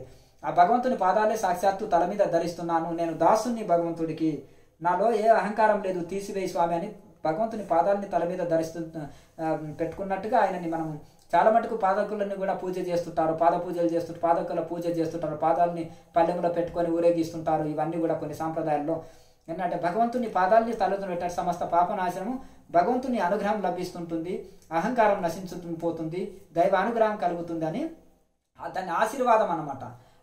తీర్థం తీసుకున్న తర్వాత శటగోపురం పెడితే ఆశీర్వాదం లభించినట్టుగా. ఎందుకంటే పూర్వకాలంలో తాకరనమాట, తాకనందువలన ఎవరు నెత్తిన చేతి పెట్టి తాకొద్దు, భగవంతుని పాదాలని పైన పెట్టడం వలన ఆశీర్వాదం అది. స్వామీజీ, మనం చూస్తూ ఉంటాం దేవాలయంలో బ్రాహ్మణులే పూజారులుగా ఉండుటకు గల కారణం ఏంటి అంటే పూర్వకాలంలో ఇప్పుడు చాతుర్వర్ణం మయా స్పష్ట గుణ కర్మ అవిభావసు అని భగవద్గీతలో చెప్పినట్టు గుణాలని బట్టి ఆ వర్ణాలని విభజించారే తప్ప ఒక కులం వాళ్ళు అనేది లేదండి. అప్పుడు పూర్వకాలంలో ఏంటంటే బాగా వేదం చదువుకున్న వాళ్ళని బ్రాహ్మణులు అన్నారు, ఇంకా అది చదవలేక కొద్ది వేదం చదువుకొని కొద్దిగా భుజబలం ఉన్న వాళ్ళని రాజులు అన్నారు, చక్రవర్తులు అయ్యి రాజ్యాన్ని పరిపాలించారు. ఇంకా కొంచెం వేదం చదివి ఇంకా మధ్యలో ఏదో వ్యాపారం చేసుకునే వాళ్ళని వైశ్యులు అన్నారు, వ్యవసాయం చేసేవాళ్ళు. ఇంకా అసలు చదవకుండా ఏదో పని చేసుకొని వాళ్ళకి సేవ చేస్తూ పని చేసేవాడిని శూద్రులు అన్నారు. అయితే ఈ కర్మల్ని బట్టి గుణాలని విభజించారు అని అన్నారు. కానీ ఇప్పుడు అన్ని అదేం లేదండి. ప్రతి దాంట్లో బ్రాహ్మణులు ఉన్నారు, బ్రాహ్మణుల్లో శూద్రులు ఉన్నారు, శూద్రుల్లో బ్రాహ్మణులు ఉన్నారు, సదాచార సంపన్నులు ఉన్నారు. గొప్ప గొప్ప సాధు సత్పురుషుల్లో కూడా ఎవరు బ్రాహ్మణులు కారు. ఋషుల్లో ఆనాడు సప్త ఋషుల్లో కూడా గొప్ప గొప్ప వాళ్ళు, వశిష్ఠుడు కానీ, తర్వాత మన వాల్మీకి కానీ, ఇంకా గొప్ప గొప్ప ఋషులు కూడా ఉన్నారండి. వ్యాసుడు కూడా బ్రాహ్మణుడు ఏం కాదు, ఎందుకంటే మత్స్యగంధి శూద్రులకే పుట్టారు. కుండలు ఒకరు పుట్టారు, జింకలు ఒకరు పుట్టారు, జింకకు ఒకరు పుట్టారు, ఒకరు కుండలో పుట్టారు. వశిష్ఠుడు అటువంటి వాళ్ళు కుండలో పుట్టారు, ఒక దేవ వేశ్యకు పుట్టారు వాళ్ళు. మరి వీళ్ళంతా కూడా ఉన్నారు. అట్లని కానీ తులారాధుడు అనే పరమ భక్తుడు, ఇట్లా చాలా చాలా చాలా మటుకు శూద్రుల్లో వాల్మీకి ఇట్లా ఈ గొప్ప గొప్ప వాళ్ళు ఉన్నారు. దానికి చెప్పడానికి అని ఏం లేదండి. ఎవరంటే సదాచారం ఎవరు పాటిస్తారో, సత్వగుణం ఎవరు కలుగుతారో దాన్ని వేదం చదవచ్చు, పూజలు చేసుకోవడానికి అర్హులు. స్వామి దయానంద సరస్వతి కూడా ఆర్య సమాజాన్ని స్థాపించి అందరు వేదం చదవచ్చు అని కొన్ని వేల వేద పాఠశాలల్లో చెప్పేసి ప్రపంచమంతా వేదం చెప్పి అందరికీ తరించిన మహానుభావుడు అందరికీ వేద భిక్ష పెట్టారు. మలయాళ స్వామి కూడా చాలా మందికి అందరు గురుకులంలో జైన్ చేసుకొని అందరికి వేదం అని చెప్పారు. ఇప్పటి కూడా ఆర్య సమాజంలో కొన్ని వేల గురుకులాలు ఉన్నాయి, అందరు వేదం చదవచ్చు అని ఉన్నారు. అయితే పూర్వకాలంలో ఒకటి ఏంటంటే సదాచారం చేయని వాళ్ళని దూరం పెట్టి వాళ్ళని వేదం చదవనియొద్దని అన్నారు. ఇప్పుడు చదువుకున్నారు, అందరికీ మేధస్సు పెరిగింది, అవగాహన పెరిగింది, అందరూ స్నానము శుద్ధిగా ఉన్నారు, అందరు ఇది ఉన్నారు. అట్లా అది దానికి ఏంటంటే కొన్ని నియమాలు ఉంటాయి. నశ్రేయో నియమం వినా అంటారు కదా. మధుమాంసాలు తీసుకోవద్దు, అబద్ధము పలకొద్దు, సత్యంగా జీవించాలి, బ్రహ్మచర్యము పాటించాలి, నేల మీద పడుకోవాలి, పిలక ధరించాలి, ముండనం చేసుకోవాలి, పిలక ధరించాలి, చన్నీటి స్నానం చేయాలి, తెల్లవారుజామున లేవాలి, ఉప్పు కారం తక్కువ తీసుకోవాలి, వెల్లిపాయ ఉద్రేక మసాలా వస్తువులు విడవాలి. కొన్ని నిబంధనలు ఉంటాయి. మామూలు చదువుకి ఎందుకు ఆకర్షిస్తున్నా అంటే ఉద్యోగం వస్తుందని, నాకు చదువు వస్తుంది, ఉద్యోగం వస్తుంది అనే దీనివలన ఏదో ఇంకా చక్కగా ఏ నియమాలు లేనందుకు బయట చదువు ఎక్కువ చదువుతారు, ఇంట్లో కొంచెం నియమాలు ఉన్నందుకు తక్కువ చదువుతారు. ఇది ఏమిస్తుంది అని అంటారు ఈ కాలంలో. కానీ ఇది జ్ఞానాన్ని ఇస్తుంది. వేదం అనేది స్వరపేటిక శుద్ధం అవుతుంటుంది, జీర్ణశక్తి పెరుగుతుంటుంది, ఆకలిని పెంచుతుంది, రోగ నిరోధక శక్తి పెరుగుతుంది. ఆ అంటే మనము నాభి నుంచి వస్తుంది, ఊ అంటే కంఠం నుంచి వస్తుంది, అంటే పెదవుల నుంచి వస్తుంది. 3 రకాలుగా ఓంకారం శబ్దము. ఈ యొక్క వ్యాకరణ శాస్త్రంలో కూడా ఈ 3 శబ్దాలు వస్తాయి. ఆ ఊ తోటి ఈ యొక్క కొన్ని నాభి నుంచి వస్తాయి, కొన్ని కంఠం నుంచి, కొన్ని పెదవుల నుంచి వస్తాయి శబ్దాలు. అయితే ఈ విధంగా వేదం మంత్రాలు చదవడం వలన చాలా మంచిది. అంటే పూర్వకాలంలో ఎవరైతే వేదం చదివే వాళ్ళకి ఏ రోగాలు లేకుంటుండే, వాళ్ళకి ఏ రోగాలు వేద మంత్రాలు చదివే వాళ్ళకు కరెక్ట్ ఆహార నియమాలు పాటిస్తూ చక్కగా కొద్ది క్రమశిక్షణ జీవితం గడిపే వాళ్ళకి ఏ రోగాలు కూడా రావు, అంత శక్తి ఉంటుందండి. అందుకనే వేదం అనేది సదాచారం పాటించే వాళ్ళు, ఆ శాస్త్రంలో చెప్పిన నియమాలు పాటించే వాళ్ళు ప్రతి ఒక్కరూ చదువుటకు అర్హులు. ఆ పూర్వకాలంలో వాళ్ళలో ఎక్కువ సదాచారం పాటించారు కాబట్టి వారు చేసేవాళ్ళు. బ్రహ్మజ్ఞానం తెలిసిన వాళ్ళే బ్రాహ్మణులు. ఇక్కడ దాని అర్థం ఏంటిదంటే బ్రహ్మజ్ఞానులు అని అర్థము. బ్రహ్మజ్ఞానంలో అన్ని కులాల వాళ్ళు ఉన్నారు కదా, అదే మరి గుణాన్ని బట్టి కులము అని అన్నప్పుడు అయితే బ్రాహ్మణుల్లో కూడా శూద్రులు ఉండొచ్చు, శూద్రుల్లో కూడా బ్రాహ్మణులు ఉండొచ్చు. అంటే భగవద్గీతలో చెప్పినట్టుగా అంటే గుణాలని బట్టి వర్ణాలు అన్నారు కదా. ఎందుకంటే గుణకర్మ విభావసు అన్నారు కదా. చాతుర్వర్ణం మయా స్పష్ట గుణకర్మ విభావసు అన్నారు కనుక అంటే 4 వర్ణాలను నేను సృష్టించిన గుణాకారం అని బట్టి అన్నారు కనుక ఇక దీన్ని బట్టి మనం అర్థం చేసుకోవచ్చు. భారతంలో, భాగవతంలో, ఉపనిషత్తులో చాలా చాలా శ్లోకాలు ఇవి ఉన్నాయండి. ప్రతి ఒక్కరు వేదం చదవచ్చు, ప్రతి ఒక్కరు పూజలు చేస్తూ. ఇప్పుడు స్వామీజీల్లో సన్యసించిన వాళ్ళలో ఎందరో మంది శూద్రులు ఉన్నారు, బ్రాహ్మణులు ఉన్నారు, వైశ్యులు ఉన్నారు, క్షత్రియులు ఉన్నారు, అన్ని కులాల వాళ్ళు ఉన్నారు. అలాగే మహామహా మఠాధిపతులు, పీఠాధిపతులు ఉన్నారు, మహామహా పూజారులు ఉన్నారు. ఇప్పుడు ఆర్య సమాజంలో మహామహా పండితులు అంటారు వాళ్ళు. యజ్ఞాలు, యాగాలు, పూజలు చేసేటోళ్ళు, యజ్ఞాలు, యాగాలు చేసేటోళ్ళు అందరూ కూడా ఎందరో అన్ని కులాల వాళ్ళు ఉన్నారు. ఇప్పుడు చాలా చాలా అందరు ఇప్పుడు కలిసిపోయినారు. అంటే బ్రాహ్మణుల్లో కూడా ఇప్పుడు ఉద్యోగం చేస్తున్నారు. అన్ని రకాలుగా ఉన్నారు. ఇప్పుడు వీళ్ళు వాళ్ళని చెప్పడానికి లేదు. అంటే సదాచారము పాటిస్తూ సత్వగుణం కలిగి సాత్విక భోజనం తింటూ శాకాహారం సాత్విక భోజనం తీసుకుంటూ శాస్త్రానుసారంగా జీవిస్తూ ధర్మ మార్గములో సత్య మార్గంలో నడుస్తూ చక్కగా వేదమును చదివి, వేదం అంటే జ్ఞానము, వేదం చదివి జ్ఞానము పొందిన వాళ్ళంతా కూడా, బ్రహ్మజ్ఞానం తెలిసిన వాళ్ళంతా కూడా బ్రాహ్మణులే. వీళ్ళు శాస్త్రము చెప్పిన ప్రకారం నడవవచ్చును, శాస్త్రానుసారంగా జీవించవచ్చును, అందరినీ జీవింపజేయవచ్చును. గురువుగారు, కులాల్లో ఏ కులం గొప్పది? బ్రహ్మజ్ఞానము గొప్పది. ఎవరికైతే బ్రహ్మజ్ఞానం కలిగిందో వాళ్ళు గొప్పవాళ్ళు. అయితే ఈ విధంగా ఎవరైతే సదాచారము ఉంటారో, సాత్విక భోజనము శాకాహారమే తీసుకుంటారో, సదాచారంగానే జీవిస్తారో, సత్యము ధర్మము తూచా తప్పకుండా పాటిస్తారో, ధర్మంగా జీవిస్తారో, వేదముని చదువుతారో, వేదాంతంని చదువుతారో, శాస్త్రజ్ఞానం చక్కగా కలిగి ఉంటారో, తపస్సు చక్కగా చేస్తారో, ఆ శాస్త్రాన్ని అనుభూతి పొందుతారో, ఆ శాస్త్రాన్ని అనుభూతి పొంది తిరిగి సర్వజీవులకు మేలు చేస్తూ సర్వజీవులకు ఉపకారం చేస్తారో, వీళ్ళంతా కూడా గొప్ప వాళ్ళే. గురువుగారు, వేదం అందరు చదవచ్చునా? ప్రతి ఒక్కరు చదవచ్చును. ఇందులో భేదం ఏమి లేదండి. అంటే దానికి అర్హత ఉంటుంది అనమాట. ఇప్పుడు అదే కొన్ని అర్హతలు ఉండాలన్నమాట. ఇంతవరకే చెప్పుకున్నట్టు సదాచారం ఉండాలి, బ్రహ్మచర్య వ్రతం పాటించాలి, కొంచెం ఉప్పు కారం మసాలాలు భోజనం తీసుకోరాదు, ఉప్పు కారం తగ్గించాలి, సదాచారం ఉండాలి, నేల మీద పండుకొని చన్నీటి స్నానము, పిలక, యజ్ఞోపవీతము అలాగే చక్కగా ధరించి చక్కగా మనం సంధ్యావందనము త్రిసంధ్యలను ఆచరించాలి. మనం చక్కగా గురువు యందు, దైవం యందు భక్తి, శ్రద్ధ, వినయము ఉండాలి, సేవాభావం ఉండాలి. చక్కగా పెద్దలని గురువులని పూజించాలి. వినయం, విధేయత, సంస్కారం ఉండాలి. సత్యాన్ని, ధర్మాన్ని చక్కగా పాటించాలి. శ్రద్ధ ఉండాలి. శ్రద్ధవాన్ లభతే జ్ఞానము. వేదం అంటే జ్ఞానము, సంస్కారం ఉండాలి. అట్లా ఆ శ్రద్ధ ఉండే వాళ్ళంతా కూడా ప్రతి ఒక్కరు చదువుకొనవచ్చును. స్వామీజీ, పురాణాలు చదువుటకు ఎవరు అర్హులు?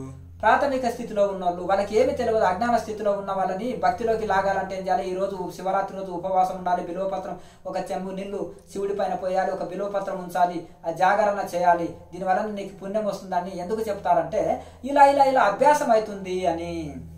అట్లా పిల్లవాడికి స్కూల్కి వెళ్తుంటే నీకు ఉద్యోగం అవుతుంది, కలెక్టర్ అవుతావు, ఇంజనీర్ అవుతావు, డాక్టర్ అవుతావు, చదవకపోతే ఇంకో అట్లా పాకి పని చేసేవాడిలాగా అవుతావు. ఇట్లా అంటే చక్కగా నువ్వు చదువుకుంటే మంచి ఆఫీసర్ అవుతావు, కారు, హోదా, బిల్డింగులు చక్కగా ఉంటాయని వాడికి ఆశ పెట్టి స్కూల్కు పంపినట్టుగా ఈ విధంగా కర్మకాండంలో కూడా ఒక్కొక్క నవరాత్రుల్లో ఇలాంటి దేవి నవరాత్రులు, గణపతి నవరాత్రులు, తర్వాత శివరాత్రి, ఇట్లా ఈ విధంగా కొన్ని ఏకాదశి, పౌర్ణమి, ఇట్లా ఈ విధంగా గ్రహణము ఇటువంటిది, అలాగే మన నదీ పుష్కరాలు, సముద్ర సేతు స్నానము, కుంభమేళ స్నానము, ఇవన్నీ వాళ్ళకి వ్రతాలు, నోములు అని ఏర్పాటు చేసేసి ఈ విధంగా ఇది చేశారు. భగవంతుని కథలు వినడం వలన వాళ్ళ భక్తి పెరుగుతుంది. భగవంతుడు అంటే ఎవరో తెలియదు, ఎట్లా పూజించగలుగుతాడు? భగవత్ కథలు చదవడం వలన భగవంతుడు అంటే ఏంటిది, ఆయన ఎంతో గొప్పతనం తెలుసుకుంటాడు. ఒక ఋషి మన ఊరు నుంచి పోయాడు, ఆయన ఎవరు గౌరవిస్తలేడు, కానీ ఆయన హిమాలయాలకు వెళ్ళి వచ్చిన మహాసిద్ధ పురుషుడు అని తెలిసిన వాళ్ళంతా, కోటీశ్వరులంతా సాష్టాంగ ప్రణమిల్లుతున్నారు. ఎందుకు? ఆయన గురించి తెలుసుకున్న వాళ్ళు సాష్టాంగ ప్రణమిల్లుతున్నారు. ఏమో సోమరిపోతూ అడుక్కోవడానికి భోజనానికి వచ్చాడేమో, ఈ సాధువులు ఊరికే దేశ దిమ్మర్లై తిరుగుతుంటారని కొంతమంది దూషించిన వాళ్ళు కూడా ఉన్నారు. అంటే తెలియని వాళ్ళు అట్లా. ఎందుకంటే భగవంతుని గురించి తెలుసుకుంటే భగవంతుని మీద భక్తి, శ్రద్ధ కలుగుతుంది. ఆయన లీలా విన్యాసం, సృష్టి, స్థితి, లయలు ఎట్లా చేస్తున్నారు, భగవంతుడు ఎంత ఇది చేస్తున్నారు, పంచభూత దేవతలు ఇంత సేవ చేస్తున్నాయి కాబట్టి దేవతలై పూజింపబడుతున్నాయి. అట్లా దేవి దేవతలు కూడా నిష్కామ కర్మ చేస్తున్నారు, ఏం ఆశించకుండా, కనుక దేవతలు గౌరవించబడుతున్నారు. సమస్త దేవి దేవతల గురించి మనం తెలుసుకోవాలి.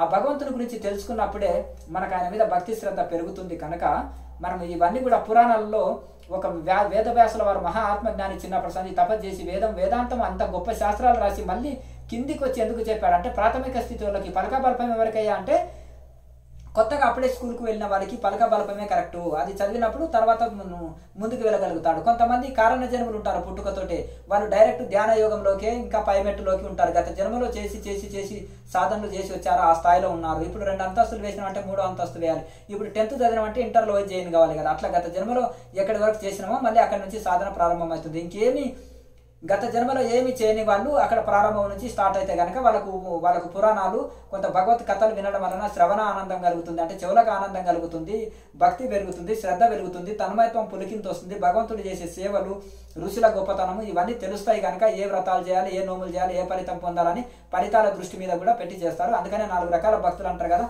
అర్థార్థులు అంటే ఆర్తులు ఇవి చేస్తుంటారు, అర్థార్థులు చేస్తుంటారు. ఇక ప్రాథమిక స్థితి వాళ్ళు ఈ వైపు ఉంటారు. అంటే దాన్ని ఎన్ని పీజీలు పిహెచ్డీలు చేసిన వాళ్ళు కాదు, వాళ్ళు భక్తి మార్గంలో మాత్రం ప్రాథమిక స్థితిలో ఉండొచ్చు. కొంతమంది ఏ చదువు రాని వాళ్ళు కూడా గత జన్మ సంస్కారం చేతి డైరెక్ట్గా భగవంతుని దైవ ధ్యానంలోకి ధ్యానంలోకి రావచ్చు. అట్లా దానికి చెప్పడానికి లేదు, వాళ్ళ శ్రద్ధని బట్టి వాళ్ళ పూర్వజన్మ సంస్కారాన్ని బట్టి అవి వాళ్ళకి ఇష్టమవుతాయి. పురాణాలు మాత్రం ప్రాథమిక స్థితి వాళ్ళకి ఉపయోగపడతాయండి. అది ఉత్తమ మంచి వైరాగ్యం ఉండి ఈ జన్మల్నే కడతీరాలి తరించాలనే వాళ్ళకి మాత్రం ఇది పురాణాలు అక్కర్లేదు. స్వామీజీ వాళ్ళు గత జన్మల్నే అది ఆచరించి వచ్చారు కనుక. గురుగారు, వేదం చదువుటకు అర్హులు ఎవరు తెలియజేయండి. వేదము చదువుటకు మధ్యస్థులు అంటే మహావైరాగ్య పురుషులు వేదాంతంలోకి తపస్సులోకి వెళ్ళిపోతారు. ఇక మధ్యంలో ఉన్న వాళ్ళు ఈ యొక్క వేదం చదువుటకు అర్హులు అనమాట. వాళ్ళకి ఇంత శ్రద్ధ ఉంటుంది, వినయము, సంస్కారము, గురువు యందు దైవం యందు భక్తి ఉంది, సదాచారం ఉంటుంది, ఏదో ఇంకా జ్ఞానం తెలుసుకోవాలనే తపన ఉంటుంది. ఇంకా దాని ప్రకారంగా మధ్యస్థులు అనమాట. అట ప్రాథమిక స్థితిలో ఉన్న వాళ్ళు పురాణాలకు అర్హులు, మధ్యం స్థితిలో ఉన్న వాళ్ళకు వేదం చదువుటకు అర్హులు. గురుగారు, వేదాంతము ఉపనిషత్తులు చదువుటకు అర్హులు ఎవరు? అది ఉత్తమ స్థాయి విద్యార్థి అంటారు. ఇంకా నాకేదో ఈ యొక్క లోకమంతా శ్మశానం లాగా కనిపించాలి, లోకంలో ఏ కోరికలు ఉండొద్దు, నాకు ఏది అక్కర్లేదు, భగవంతుడే సర్వస్వం, భగవంతుడే కావాలి అనుకున్న వాళ్ళు ఇంకా వేదాంతానికి అర్హులు. వేదాంత విచారణ, అష్టాంగ యోగము, నిరంతర ధ్యానము, తపస్సు చేసుకొని తరించవచ్చును. ఋషులంతా వైరాగ్యం కలిగి ఉంటే దానికి వేదాంతానికి అర్హులు. ఆ ఉట్టి వేదాంతం చదివితే అహంకారం ఇస్తుంది. అహం బ్రహ్మస్మి అంటే కాలేడు కదా, సాధన చేయాలి. ఐఎమ్ కలెక్టర్, నేను కలెక్టర్ అంటే కలెక్టర్ కాలేడు కదా. అట్లాగే మనం సాధన చేయాలి, చదివితేనే కలెక్టర్ అవుతాడు, సాధన చేస్తేనే ఋషి అవుతాడు. ఉట్టిగానే ఋషి అంటే అది ఈగో అడ్డం వస్తుంది, ఈగో వస్తుంది. అందుకనే ఉత్తమ స్థాయి వాళ్ళకి వేదాంత విచారణ, గత జన్మలో ఇవన్నీ చదివేసి వచ్చారు, పురాణాలు వేదం అన్ని చదివి వచ్చారు, ఈ అన్ని అనుభవించి వచ్చారు, వాళ్ళకి ఇంకేది అక్కర్లేదు. ఒక బుద్ధుడు, ఒక రామకృష్ణ పరమహంస, ఒక రమణ మహర్షి, వీళ్ళు ఉత్తమ స్థాయి వాళ్ళు, మలయాళ స్వామి, వీళ్ళకి ఇంకా అవసరం లేదు. ఇంకా నిరంతరం వాళ్ళకి సాధనే అవసరము, కారణ జన్మలు. అట్లా వివేకానంద స్వామి లాంటి వాళ్ళకి ఇంకా కర్మకాండలు అక్కర్లేదు. ఆ స్థాయి ఉత్తమ స్థాయి విద్యార్థులకి వాళ్ళకి డైరెక్ట్ వేదాంతము, వాళ్ళ పూర్వ పుణ్యం చేత డైరెక్ట్ నేరుగా గొప్ప గురువు దొరుకుతాడు. ఆ గొప్ప గురువు దొరుకుతాడు, ఆయన నేరుగా ఈ సాధన గురించి చెప్తాడు. ఈ సాధనని నేరుగా సాధన చేసి విచారణ, ధ్యానము, యోగము చేసి వాళ్ళు తరిస్తారు. స్వామీజీ, వేదం చదివితే కలిగే లాభం ఏంటి? వేదం చదివితే జ్ఞానం వస్తుంది. చాలా మంది వేదం చదివితే ఏమనుకుంటున్నారంటే స్త్రీ సూక్తము, పురుష సూక్తము, నమ్మక చమకము, ఏదో ఇంకా కొన్ని ఆశీర్వాద మంత్రాలు తెలుసుకొని ఇంకా కొన్ని మంత్రాలతోటే వేదం అయిపోయింది, నీ వేదం చదివినావా, నీకు వేదం వచ్చా అంటారు. ఇది దీనివల్ల వేదం చదివిన దానికి ఈగో రావద్దు, అహంకారం నశించాలి, వినయం రావాలి, సంస్కారం రావాలి. వేదం చదువుతారు కానీ సంస్కృతం వ్యాకరణం చదవరు, దాని మంత్రాల అర్థం తెలియదు. దానికని చాలా మంది కొంతమంది ఉల్టా కూడా చేస్తారు. పాపోహం పాపకర్మాహం పాపాత్మం పాప సంభవ అంటారు. పాప ఆత్మ కాదు, పాప కర్మ కాదు, ఇది పుణ్యోహం అంటే నేను పుణ్యాత్ముని, పుణ్యకర్మానం చేసేది పుణ్యకర్మ, పుణ్యాత్మ, ఆత్మ ఎప్పుడు పాపాత్మ కాదు, పుణ్యాత్మ, పుణ్య సంభవ, భవిష్యత్తులో కూడా నేను పుణ్యాలే చేస్తాను. అట్లా ఈ విధంగా ఈ శ్లోకానికి చాలా మంది వేదం చదివిన వాళ్ళు కూడా అర్థం చెప్తారు, తప్పుడు అర్థం చెప్తారు. ఈ ఆత్మజ్ఞానులైన వాళ్ళు మలయాళ స్వామి వారు ఇలా చెప్పండి, ఎవరైనా ధ్యాన యోగం చేసే వాళ్ళు ఉత్తమ స్థాయి సాధకులు ఇట్లా చెప్పండి అంటే భగవంతుని మీద తను తగ్గించుకోవడము, దాస్యభావన రావడం కోసం అట్లా అంటున్నారేమో, కానీ అది చాలా తప్పుడు వ్యాఖ్యానము. ఈ విధంగా చెప్పుకోవాలి. ఎందుకంటే ఆత్మకి ఎప్పుడు పాపం లేదు, చేసేది పాపకర్మ, పూజ చేసేది పాపకర్మ కాదు, అది పుణ్యకర్మనే. అట్లా భవిష్యత్తులో నేను పాపాలు చేస్తాను అని చెప్పుకోవద్దు.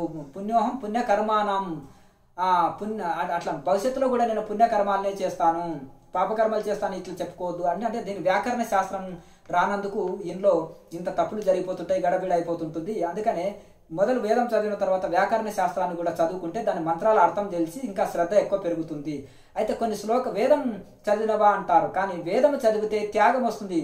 ఇప్పుడు ఈ యొక్క వ్యాసుల వారి కుమారుడు వ్యాసుడు చిన్నప్పుడే నుంచే తపస్సు చేసి ఆయన వేదాలు, వేదాంతాలు, పురాణాలు సమస్తం రాసి పెట్టాడు. మరి ఆయన కుమారుడైన సుఖయోగికి చిన్నప్పుడు వేదాంతం చెప్పాడు. ఆయన వేదం చదివినప్పుడు చిన్నప్పుడు ఏమయ్యాడు? సుఖయోగి పుట్టుకతో జ్ఞాని అయ్యాడు. చిన్నప్పుడే కౌపినం కట్టుకొని పోయి తపస్సుకి వెళ్ళిపోయాడు. అట్లా సుఖయోగి లాగా వేదం అర్థమైతే తపస్సు అరణ్యాలకి వెళ్ళిపోతాము. అవి ఇంకా మనకు ఆ వేదం చక్కగా అర్థం కానందుకే ఏదో శ్లోకాలు వల్లిస్తూ మనం జీవనం గడుపుతున్నాము. అది దీన్ని తప్పుగా భావించరాను పెద్దలు.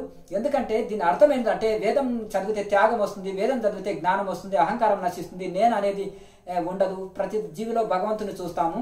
ఆ వేదం చదివిన తర్వాత ధ్యానం చేయాలి. ఆ వేద మంత్రాల మీద ఒక్కొక్క మంత్రం మీద ధ్యానం చేయాలి, తపస్సు చేయాలి, వాటిని జీర్ణించుకోవాలి, వాటి అర్థాలు గ్రహించాలి, వాటి మననం చేయాలి. వ్యాసుల వారు వేదం అంతరించినప్పుడు తపస్సు చేస్తే అది ఆయనకి అది దాన్ని ఏమంటే మళ్ళీ ఆయనకు మనసులో నుంచి ఆ వేదముని మరి పునరుద్ధరణ చేశాడు. స్మృతికి వచ్చినవి అన్ని స్మృతులు అయినాయి. మళ్ళీ స్మృతులు లెక్కన రాశారు ఋషులు తపస్సు చేస్తుంటే స్మృతికి వచ్చినాయి. ఆ వేదంలోని మంత్రాలే స్మృతికి వచ్చినాయి, అవి స్మృతులుగా మారిపోయినాయి. అలాగే ఆ వేదము చదివిన తర్వాత వేదాంతం అని చెప్పారు. అది ఆత్మానాత్మ విచారణనే చెప్తుంది. బ్రహ్మజ్ఞానం కోసము, ముక్తి మోక్షం కోసం చేసేటిది. ఆ ఉపనిషత్తులు ఇంకా చివరివి, అవి ఉత్తమ స్థాయి వాళ్ళు చదువుకొని దాన్ని ఆచరించి తరించవచ్చును. అట్లా అందుకనే వేదము అనేది చదివిన దానికి మనము త్యాగము చెప్తుంది. వేద శాస్త్రంలో చదివి సంసార సుఖం కోసం ప్రాకులాడే వాళ్ళని కుక్కలు, గాడిదలు, పందులు అనవాళ్ళను అంటాడు ఎవరు? సుఖయోగి. ఎందుకంటే చిన్నప్పుడు ఆ వేద శాస్త్రాలు చదివిండు కనుక ఆయన త్యాగమయ్యి ఒక గొప్ప ఋషి అయ్యిండు. వారి ఉద్దేశం ఏంటిదంటే నాలాగా అందరు త్యాగులు కావాలని. అది అసాధ్యమవుతుంది కనుక ఒకే శాస్త్రము, ఒకే బెంచ్ మీద కూర్చున్న వాళ్ళందరూ ఐఏఎస్ ఆఫీసర్లు కాలేరు, ఒకే వేద పాఠశాలలో కూర్చున్న వాళ్ళందరూ సన్యాసులు కాలేరు, ఒకే ఊర్లో ఒకే తల్లికి పుట్టిన వాళ్ళు ఒకరు రావణుడు, ఒకరు రావణాసురుడు, కుంభకర్ణుడు, ఒకరు విభీషణుడు. సత్వగుణము, రజోగుణము, తమోగుణం 3 గుణాలు ఒకే తల్లికి పుట్టారు. అట్లా అసాధ్యమైన గత జన్మ సంస్కారాల చేత గత జన్మ ఇది ఉంటుందండి. అది ఎన్ని శాస్త్రం చదివిన దానికి గుర్తేందంటే వినయం, సంస్కారం ఉండాలి. చదువు విద్య అనేది వినయాన్ని, సంస్కారాన్ని ఇవ్వాలి, అహంకారాన్ని ఇవ్వద్దు. స్వామీజీ, వేదాంతం చదివితే కలిగే లాభం ఏంటి? వేదాంతం చదివితే ఆత్మ ఏది, అనాత్మ ఏది, ప్రకృతి ఏది, పరమాత్మ ఏది తెలుసుకుంటాడు. పరమాత్మని ఎట్లా పొందాలి అనేది అందులో ఇది ఉంటుంది. అన్నిట్లో నేనే ఉన్నాను, నాలో అన్ని ఉన్నాయి. మమాత్మ సర్వభూతాత్మ, అహం బ్రహ్మస్మి, సర్వం బ్రహ్మమయం జగత్తు, అయమాత్మ బ్రహ్మ, ప్రజ్ఞానం బ్రహ్మ, తత్వమసి, ప్రజ్ఞానం బ్రహ్మ, ఇవన్నీ మనకు తెలుస్తుంటుంది. అన్నిట్లో భగవంతుడే ఉన్నాడు, నాలో ఉన్నదే అందరిలో ఉంది. మరి నేను దేన్ని ద్వేషించదు? నాకంటే ఏది వేరుంది? ఏది నాది, ఏది నాది కాదు, అంత నా స్వరూపమే బ్రహ్మాండం అంతా. నాది అనుకుంటే మమకారం ఏర్పడుతుంది, అజ్ఞానం ఆవరిస్తుంది, భేదభావం వస్తుంది. అంతా ఒకటే, రెండోది లేదు, ద్వితీయం లేదు, అద్వితీయమే అంతా. రెండోది ఉందంటే భయం కలుగుతుంది. నాకంటే వేరు లేదంటే రాగద్వేషాలు లేవు, సుఖ దుఃఖాలు లేదు, నాది నేను లేదు. ఇక నేను నాకంటే వేరుగా కనిపిస్తేనే రెండోది ఉంది. అన్ని సమస్త భయాలు పోతాయి, సమస్త దుఃఖాలు పోతాయి, సమస్త ఇది పోతాయి. వైరాగ్యం ఒకటే భయం ఇయ్యదు. విద్య ఉన్నా భయం ఇస్తుంది, బలం ఉన్నా భయం ఇస్తుంది. అన్ని ఈ ప్రపంచంలో ఏది ఉన్నా భయాన్ని కలిగిస్తుంది. వైరాగ్యం దేని మీద కోరిక లేను, ఏ ఆశ లేదు, వాడికి ఏ భయం లేదు, చక్కగా దైవ ధ్యానంలో ఉండగలుగుతాడు. అందుకనే వేదాంతం చదివినప్పుడు చక్కగా వైరాగ్యం అబ్బుతుంది, జ్ఞానం అబ్బుతుంది, వివేకం అబ్బుతుంది. వివేకంతో వివేక ఖ్యాతి లభిస్తుంది. దానివల్ల దృఢ వైరాగ్యం లభిస్తుంటుంది. దైవాన్ని దర్శనం చేసుకుంటాము, అపరోక్ష జ్ఞానం పొందుతాము. ప్రపంచంలో పరమాత్మ గానివి వదిలిపెడతాము, జడం వదిలి చేతనాన్ని పట్టుకుంటాము. ఈ అన్ని ఆత్మనాత్మ వివేకము కలిగి చక్కగా అసత్యముని వదిలి సత్యమునే పట్టుకుంటాము. అట్లా అది నామరూప గుణాలను వదిలి నామరూపం లేని నిరాకారుణ్ణి పట్టుకోగలుగుతాము. ఈ అన్న భేదభావం వదిలిపోతుంది, కులమత భావం పోతుంది, నేను ఎక్కువ తక్కువ అనే భేదభావం పోతుంది. అంతా ఉండేదంతా ఒకే పదార్థము, అంతా భగవంతుడు ఒకడే అనేది మనం తెలుసుకుంటాము. సాధన చేసి అనుభూతి పొందుతాము. సమస్త దుఃఖాలు దూరం అయిపోతాయి. స్వామీజీ, భగవద్గీత చదివితే ఏ విధమైన లాభాన్ని మనం పొందవచ్చు? భగవద్గీత చదివితే ఎట్లంటే చాలా మంది అంటే భగవద్గీత చదివితే సన్యాసులు అవుతారు. అర్జునుడే కాలేదు, అర్జునుడికే పర్మిషన్ లేదు సన్యాసానికి. కర్మయోగం చక్కగా చేసిన వాడికి జ్ఞానయోగం వస్తుందని భగవద్గీత చెప్తుంది. మొదలు కర్మయోగం చక్కగా చేయి, తర్వాత కర్మ, తర్వాత భక్తి, జ్ఞానము, బ్రహ్మజ్ఞానము. ఈ యొక్క అంటే మొదలు కర్మయోగం చక్కగా చేసినప్పుడు చిత్తం శుద్ధి అవుతుంది, భక్తి యోగం సిద్ధిస్తుంది. భక్తి శుద్ధమైనప్పుడు జ్ఞానం వస్తుంది, జ్ఞానంతో ముక్తి లభిస్తుంది. అట్లా ఈ విధంగా మనకు కర్మ, భక్తి, జ్ఞానము, మోక్షము ఈ 4 విధంగా చెప్పింది. 18 అధ్యాయాలు 18 యోగములే. అట్లా ఈ విధంగా మొదలు కర్మయోగాన్ని చెప్పాడు, తర్వాత జ్ఞానయోగాన్ని చెప్పాడు, తర్వాత మళ్ళీ భక్తి యోగం చెప్పి మళ్ళీ జ్ఞానయోగం చెప్పి మళ్ళీ కర్మయోగం చెప్తే, ఏం స్వామి నన్ను కలగాపులగం చేస్తున్నావు, ఏదో ఒకటి చెప్పు, జ్ఞానమే గొప్పదైతే మరి కర్మ ఎందుకు చెప్తున్నావు అంటే, నాయన కర్మయోగం లేదే నీకు జ్ఞానయోగం సిద్ధించదు అని చెప్పారు. అందుకనే ఈ యొక్క భగవద్గీత చదివితే బాగుపడతాం మనము. ఎందుకంటే ఈ కర్మలు ఎట్లా చేయాలి, ఏది చేయదు, గుణాలు ఎన్ని ఉంటాయి, అవి ఎట్లా ప్రవర్తిస్తాయి, గుణాల్లోనే ప్రవర్తిస్తున్నాయి. రజోగుణం, తమోగుణం, సత్వగుణం ఎట్లుంటాయి, వాళ్ళ వ్యవహారాలు ఎట్లుంటాయి, వాళ్ళ కర్మలు ఎట్లుంటాయి, వాళ్ళ పూజ చేస్తే ఎట్లా చేస్తారు, యజ్ఞం చేస్తే ఎట్లా చేస్తారు, ఒక పుణ్యకార్యం చేస్తే ఎట్లా చేస్తారు, తపస్సు చేస్తే ఎట్లా చేస్తారు, తమోగుణస్తులు ఎట్లా చేస్తారు, రజోగుణస్తులు ఎట్లా చేస్తారు, సత్వగుణస్తులు ఎట్లా చేస్తారు, భక్తి అంటే ఏంది, జ్ఞానం అంటే ఏంది, కర్మ అంటే ఏంది, నిష్కామ కర్మ అంటే ఏంటిది, సమస్తం కర్మలు భగవంతుడి కర్మించి చేయాలి. ఫలితం కోరకున్నా కానీ మనం కోరకున్న మామిడి చెట్టు పెట్టుకుంటే సేవ చేస్తే మామిడి చెట్టుకు అది ఫలాలు ఇస్తుంది. మహావృక్షమైనాక ఫలాలు మనమే తీసుకుంటాము, కానీ ఫలితం ఆశ పెట్టుకొని చేయరాదు. ఎట్లా చేయాలి కర్మల్ని, ఈ ప్రపంచంలో అన్నిట్లలో బాధ్యతలు నెరవేరుస్తూ ఎట్లా ఉండాలి, క్రమంగా ఎట్లా మనము ముక్తి పొందాలి అనేది ఒక క్రమ పద్ధతి గ్రంథము, అద్భుతమైన గ్రంథరాజము. మల్టీవిటమిన్ టాబ్లెట్ లాగా కర్మయోగం దొరుకుతుంది, జ్ఞానయోగం దొరుకుతుంది, భక్తి యోగం దొరుకుతుంది, మోక్ష యోగం దొరుకుతుంది, గుణాతీతుడు, స్థితప్రజ్ఞుడు, యోగి, జ్ఞాని, అనన్య భక్తుడు, ఎన్నెన్నో పదాలు యూజ్ చేశాడు. ఒకటే యోగికి, ఒకటే ఆత్మజ్ఞానికి. ఈ అన్ని పదాలు వేరైనప్పటికీ స్థితి ఒకటే. భగవద్గీతలో ఎన్నో విషయాలు ఉన్నాయి. ఈ సృష్టి ఎట్లా ఏర్పడ్డది, ఎవరు దీనికి సృష్టికర్త, మయ్యాధ్యక్షేన సూయతే సచరాచరం అన్నాడు. ఈ సృష్టిని నేనే చేసిన, దీనికి అధ్యక్షుడిని, దీన్ని అంతా చక్కగా నడుపుతున్నా, నేను క్షణకాలం నిద్రపోతుంది, లోకమంతా నిద్రపోతుంది, ఈ అన్ని నా విభూతులే, ప్రతి ఒక్క సృష్టిలో నేను కాని వస్తువు లేని అన్నాడు. అన్ని ఇది నేను, అది నేను అన్నాడు. విశేషమైన కాంతి, శక్తి, యుక్తి ఉంది అనుకో, అక్కడ నా విశేషమైన జ్ఞానం ఉంది, నా శక్తి ఎక్కువ ప్రసరిస్తుంది ఆ వస్తువులో, ఆ ఋషిలో, ఆ నదిలో, ఆ యొక్క చెట్టులో, ఆ యొక్క పుట్టలో, ఇవన్నీ చెప్పాడు. కానీ తర్వాత అంత నేనే అన్నాడు. మళ్ళీ చివరికి 11వ అధ్యాయంలో విశ్వరూప సందర్శన యోగంలో మొదలు ఇది నేను, అది నేను అని శ్రద్ధ కలిగించి తర్వాత అంత నేనే అన్నాడు. అట్లా భక్తి యోగంలో భక్తి అంటే ఏంటిది అని 32 లక్షణాలు చెప్పాడు. వేషాధారణ అంటే భక్తి కాదు, 32 లక్షణాలు ఉండాలి. జ్ఞానం అంటే ఏంటిది అంటే జ్ఞానానికి కొన్ని లక్షణాలు చెప్పి దీనికి అంతా అన్యమైంది అజ్ఞానం అని చెప్పాడు. గుణాలు అంటే ఇట్లుంటాయి, 3 గుణాలు కూడా పోయి గుణాతీతంలోకి కావాలి. వాళ్ళ శ్రద్ధలు ఎన్ని రకాలు, ఆ శ్రద్ధలు ఎట్లెట్లా చేసి ఏ స్థితి పొందాలనేది చాలా చక్కమైన అద్భుతమైన గ్రంథరాజ్యం. ఈ ప్రపంచంలోకి వచ్చిన మహనీయులు మనస్సేకం, వచ్చేసేకం, కర్మన్యేకం, మహాత్మన, మనసు వాచా కర్మన 3 ఏకంగా ఉన్న వాళ్ళే మహాత్ములు అంటారు. ఆ మహాత్ములందరూ కూడా భగవద్గీతని వ్యాఖ్యానం చేయని మహాత్ములు లేరు ఈ ప్రపంచంలో. ఒక్కొక్కరు ఒక పాయింట్ తీసుకున్నారు. ఒకరు కర్మయోగం తీసుకున్నారు, బాలగంగాధర తిలక్, గాంధీ మహాత్ముడు ఇటువంటి వాళ్ళు కర్మయోగాన్ని తీసుకున్నారు. ఇట్లా ఎవరు మన గురునానక్ లాంటి వాళ్ళు. తర్వాత జ్ఞానయోగాన్ని లాంటి వాళ్ళు శంకరాచార్యులు లాంటివి తీసుకున్నారు. ఒకటి యోగ మార్గాన్ని మన బాబాజీ మహారాజు లాంటి వాళ్ళు ఒకటి యోగ మార్గాన్ని తీసుకున్నారు. అట్లా ఇంకొకటి ఇట్లా ఈ విధంగా అవధూతలు ఏం చేసేస్తారంటే ఇంకా ముక్తి మార్గాన్ని తీసుకుంటారు వాళ్ళు, గొప్ప గొప్ప వాళ్ళుగా. ఎందుకంటే ప్రతి ఒక్కటి అందులో ఉన్నదండి. మల్టీవిటమిన్ టాబ్లెట్ లాగా, కలెగూరల సూపు లాంటిది అది భగవద్గీత. అన్నీ ఉన్నాయి, ఏది వరకు కావాల్సింది. నాది యోగం ఉంది చూడు, భక్తి యోగం అంటాడు. అయ్యా నా జ్ఞాన యోగం ఉంది అని ఇంకొక ఆయన అంటాడు. నా కర్మయోగం ఉంది చూడు అని ఇంకొక ఆయన అంటాడు. ఇంకొకటి అయ్యా అవధూత లక్షణాలు చూడు, గుణాతీతుని లక్షణాలు చెప్పిండు. అయ్యా సాధకుడికి ఉండవలసిన స్థితప్రజ్ఞ లక్షణాలు చెప్పిండు. అన్నీ ఉన్నాయండి భగవద్గీతలో. ఇది ఉంది, అది ఉంది అని ఎందుకు చెప్తారు? ఈ అన్నీ ఉన్నాయి, ఎవరికి కావాల్సింది వాళ్ళు తీసుకున్నారు అంతే. అది డిక్షనరీ లాంటిది. అట్లా అందుకనే ఏ శాస్త్రమైనా భగవద్గీత కింది నుంచి వచ్చేసిందే. అందులోకెళ్ళి వచ్చిన పాయింట్సే దొరుకుతాయి మీరు ఏ మత గ్రంథాలని చదివినా కానీ. అందుకనే అందులో ఒక ఉపనిషత్తుల సారాన్ని అంతా రంగడించి కృష్ణ పరమాత్మ చెప్పాడు. చాలా అద్భుతమైన గ్రంథరాజ్యము, ప్రతి ఒక్క సాధకుడికి ఉపయోగపడుతుంది.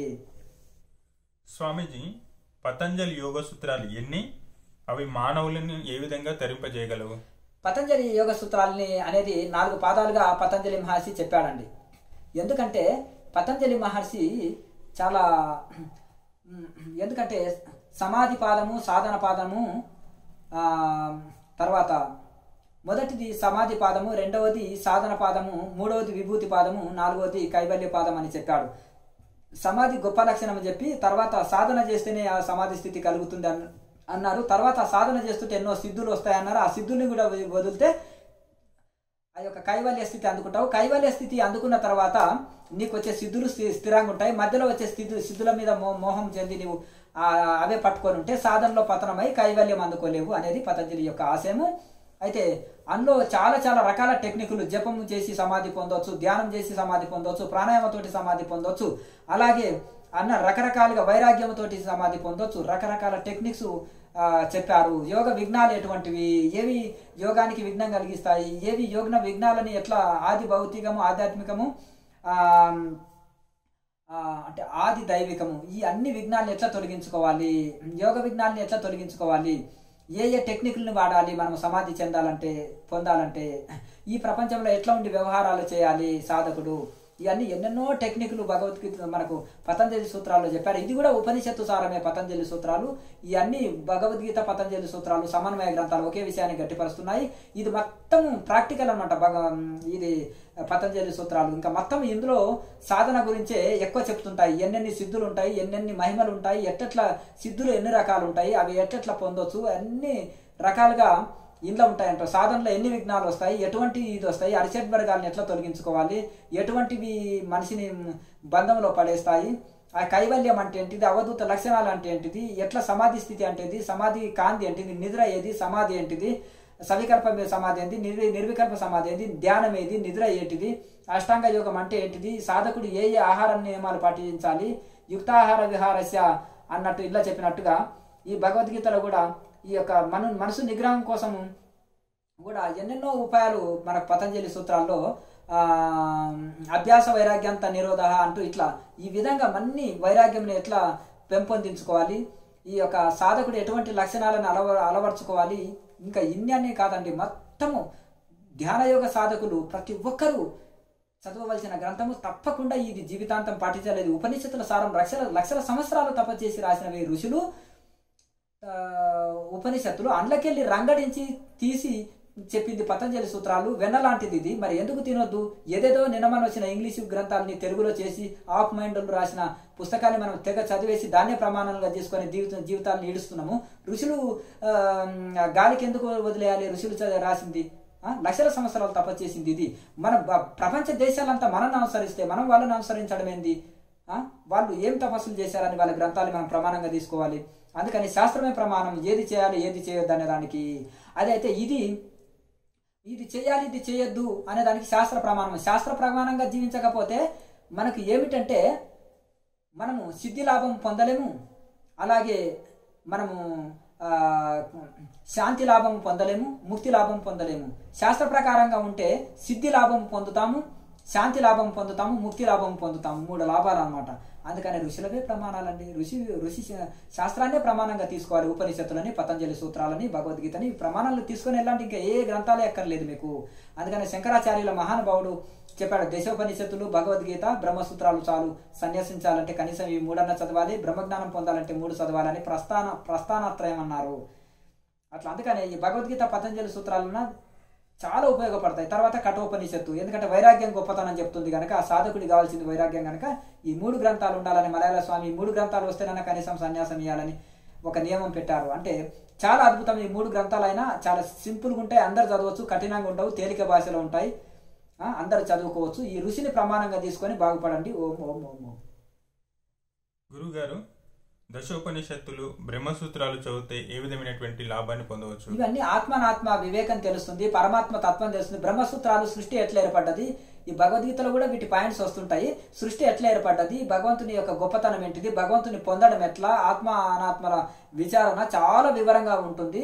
ఇవన్నీ చాలా ఇది ఉంటుంది. దశోపనిషత్తులో కూడా ఆత్మానాత్మ విచారణ, వైరాగ్యము, జ్ఞానము, భక్తి, జ్ఞానం, వైరాగ్యముల గురించి ఉంటుంది. మోక్షము, ముక్తి ఏ ఋషి ఎట్టెట్లా పొందారు అంటే భార్యాభర్తల మధ్యలో ఆత్మజ్ఞాన సంభాషణ, గురు శిష్యుల మధ్యలో ఆత్మజ్ఞాన సంభాషణ, అలాగే 2 మిత్రుల మధ్యలో ఆత్మజ్ఞాన సంభాషణ. పరిస్థితులు వేరు, సంభాషణ వేరుగా ఉన్న విషయం ఒకటే అండి. పానీ, వాటర్, మావున్, ఉదకము ఇవన్నీ ఒకటే పేరు, నీళ్ళ పేరే కదా. మరి ఇట్లా కొద్దిపాటి భేదంతో సందర్భానుకూలంగా వేరే కోణంలో వస్తుంటుంది.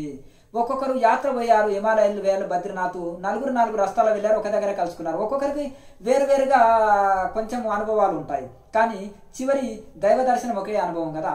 ఇవన్నీ కూడా కొద్దిపాటి ఇదిగా చెప్పినప్పటికీ కూడా ఆ సంభాషణలే ఈ ఉపనిషత్తుల సారము. ఆత్మజ్ఞానం ఎట్లా పొందాలి అనేది ఎవరికి కావాల్సింది పాయింట్స్ వాళ్ళు తీసుకుంటారు, ఎవరికి నచ్చిన విషయాల్ని వాళ్ళు గ్రహిస్తారు. అది అనంతం అన్నమాట. అది ఇంకా అందులో మనం కొన్ని పాయింట్స్ తీసుకొని అవి ఆచరించినా తరిస్తాము. అది ఆత్మజ్ఞానం సంబంధించిన విషయము. అది ఆత్మజ్ఞానానికి సంబంధించిన అడ్డంకులని తొలగించుకోవడము, టెక్నిక్, ఉపాయాలు, ఏ ఋషి ఏ టెక్నిక్ తోటి తరించాడు, అందులో మనకు కావాల్సిన ఎంతో బ్రహ్మజ్ఞాన సమాచారం ఉంటుందండి. అందులో చూడండి, అందులో కూడా 4 ఒక్కొక్క వేదం 4 చెప్పింది కదా. ఒకటి అయమాత్మ బ్రహ్మ, అంటే మొదటి గురువు ఏం చేస్తాడు, తత్వము అసి, నువ్వు అదే పరమాత్మ స్వరూపమే ఉన్నావు నాయన అని గురువు ఉపదేశం చేస్తాడు. తత్వమసి నాయన, నువ్వు పరమాత్మ స్వరూపమే అయి ఉన్నావు. అప్పుడు శిష్యుడు సాధన చేసి అహం బ్రహ్మస్మి అని అనుభూతి పొందుతాడు. నేను పరమాత్మ స్వరూపమే, నాలో నా ఆత్మ బ్రహ్మమే అని దర్శనం పొందుతాడు. తర్వాత అయమాత్మ బ్రహ్మ, అందరిలో ఉండేది ఆత్మ కూడా బ్రహ్మమే. అందరిలో ఆత్మ ఏదైతే చూడబడుతుందో అదే ప్రజ్ఞానము. ఆ ప్రజ్ఞ ఎప్పుడైతే కలుగుతుందో, తపస్సు వలన అన్ని జీవుల్లో బ్రహ్మని చూసే శక్తి పొందుతాము. అట్టి ప్రజ్ఞనే బ్రహ్మము, ప్రజ్ఞానం బ్రహ్మ అవుతుంది. అట్లా ఈ విధంగా మహావాక్యాలు అంటారు వీటిని. గురువు ద్వారా ఉపదేశం పొందుతాము, స్వయం అనుభవం పొందుతాము. ఈ యొక్క మహావాక్య విచారణ, ఆత్మజ్ఞాన విచారణ, ఇంకా ఈ యొక్క ప్రకృతి విచారణ, పరమాత్మ విచారణ, చాలా చాలా మనకు ఎన్నో గొప్ప విషయాలు ఆత్మజ్ఞానం సంబంధించినవి ఉంటుంది. దీన్ని స్వాధ్యాయం కిందికి వస్తుంది. ఇది ఉపనిషత్తులను చదవాలి ఉత్తమ అధికారి ఎవరైతే ఉంటారో. మోక్షం ఈ జన్మలనే పొందాలి, ఈ జన్మలనే తరించాలనుకున్న వాళ్ళు ఉపనిషత్తులు, పతంజలి సూత్రాలు ఇవి చదువుకోండి. భగవద్గీతను కూడా చదవండి. గురువు గారు, రామాయణం చదివితే ఏ విధమైనటువంటి లాభం కలుగుతుంది? రామాయణము అని అంటే చాలా ధర్మాలు ఉంటాయండి. ఇప్పుడు రాముడు, రావణుడు, ఈ ఇద్దరు 2 క్యారెక్టర్ను మెయిన్గా మనం హైలైట్ చేస్తాం. అంటే ఇప్పుడు రావణుడు ఉన్నాడండి, 4 వేదాలు చదివాడు, బ్రాహ్మణ కుటుంబంలో పుట్టాడు, ఘోర తపస్సులు చేశాడు. అంత తపస్సు చేయడం వలన రజోన గుణము, కామం అనేది ఉండడం వలన నశించాడని చరిత్ర చెప్తుంది. అంటే చిన్నవాడైన రాముడి చేతుల్నే, రాముడి క్షత్రియ చేతుల్నే సంహరించబడ్డాడు. అంటే రాముడిలో చూడండి, తల్లిదండ్రులకు సేవ చేశాడు, తల్లిదండ్రుల మాట విన్నాడు, గురువులకు సేవ చేశాడు, గురువుల మాజ్ఞ విన్నాడు.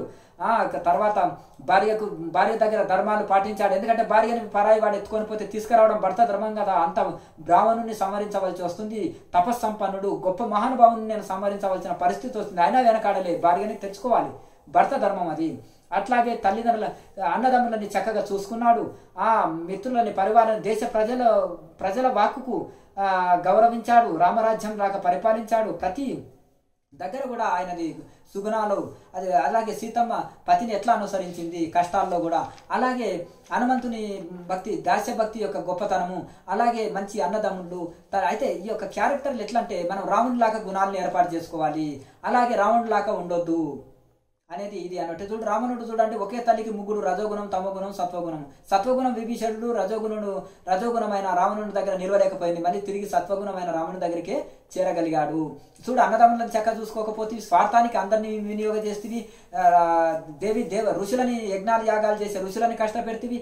అలాగే చక్కగా దేవతలను కూడా 3 లోకాల్లో 3 తిప్పలు పెట్టి ఇది చేస్తేవి. అధర్మం ఎన్నటికైనా నశిస్తుంది అని రావణుని పాత్ర చెప్తుంది. సత్యం ఎప్పటికైనా జయిస్తుంది, ధర్మం ఎప్పటికైనా జయిస్తుంది అని రాముని పాత్ర చెప్తుంది.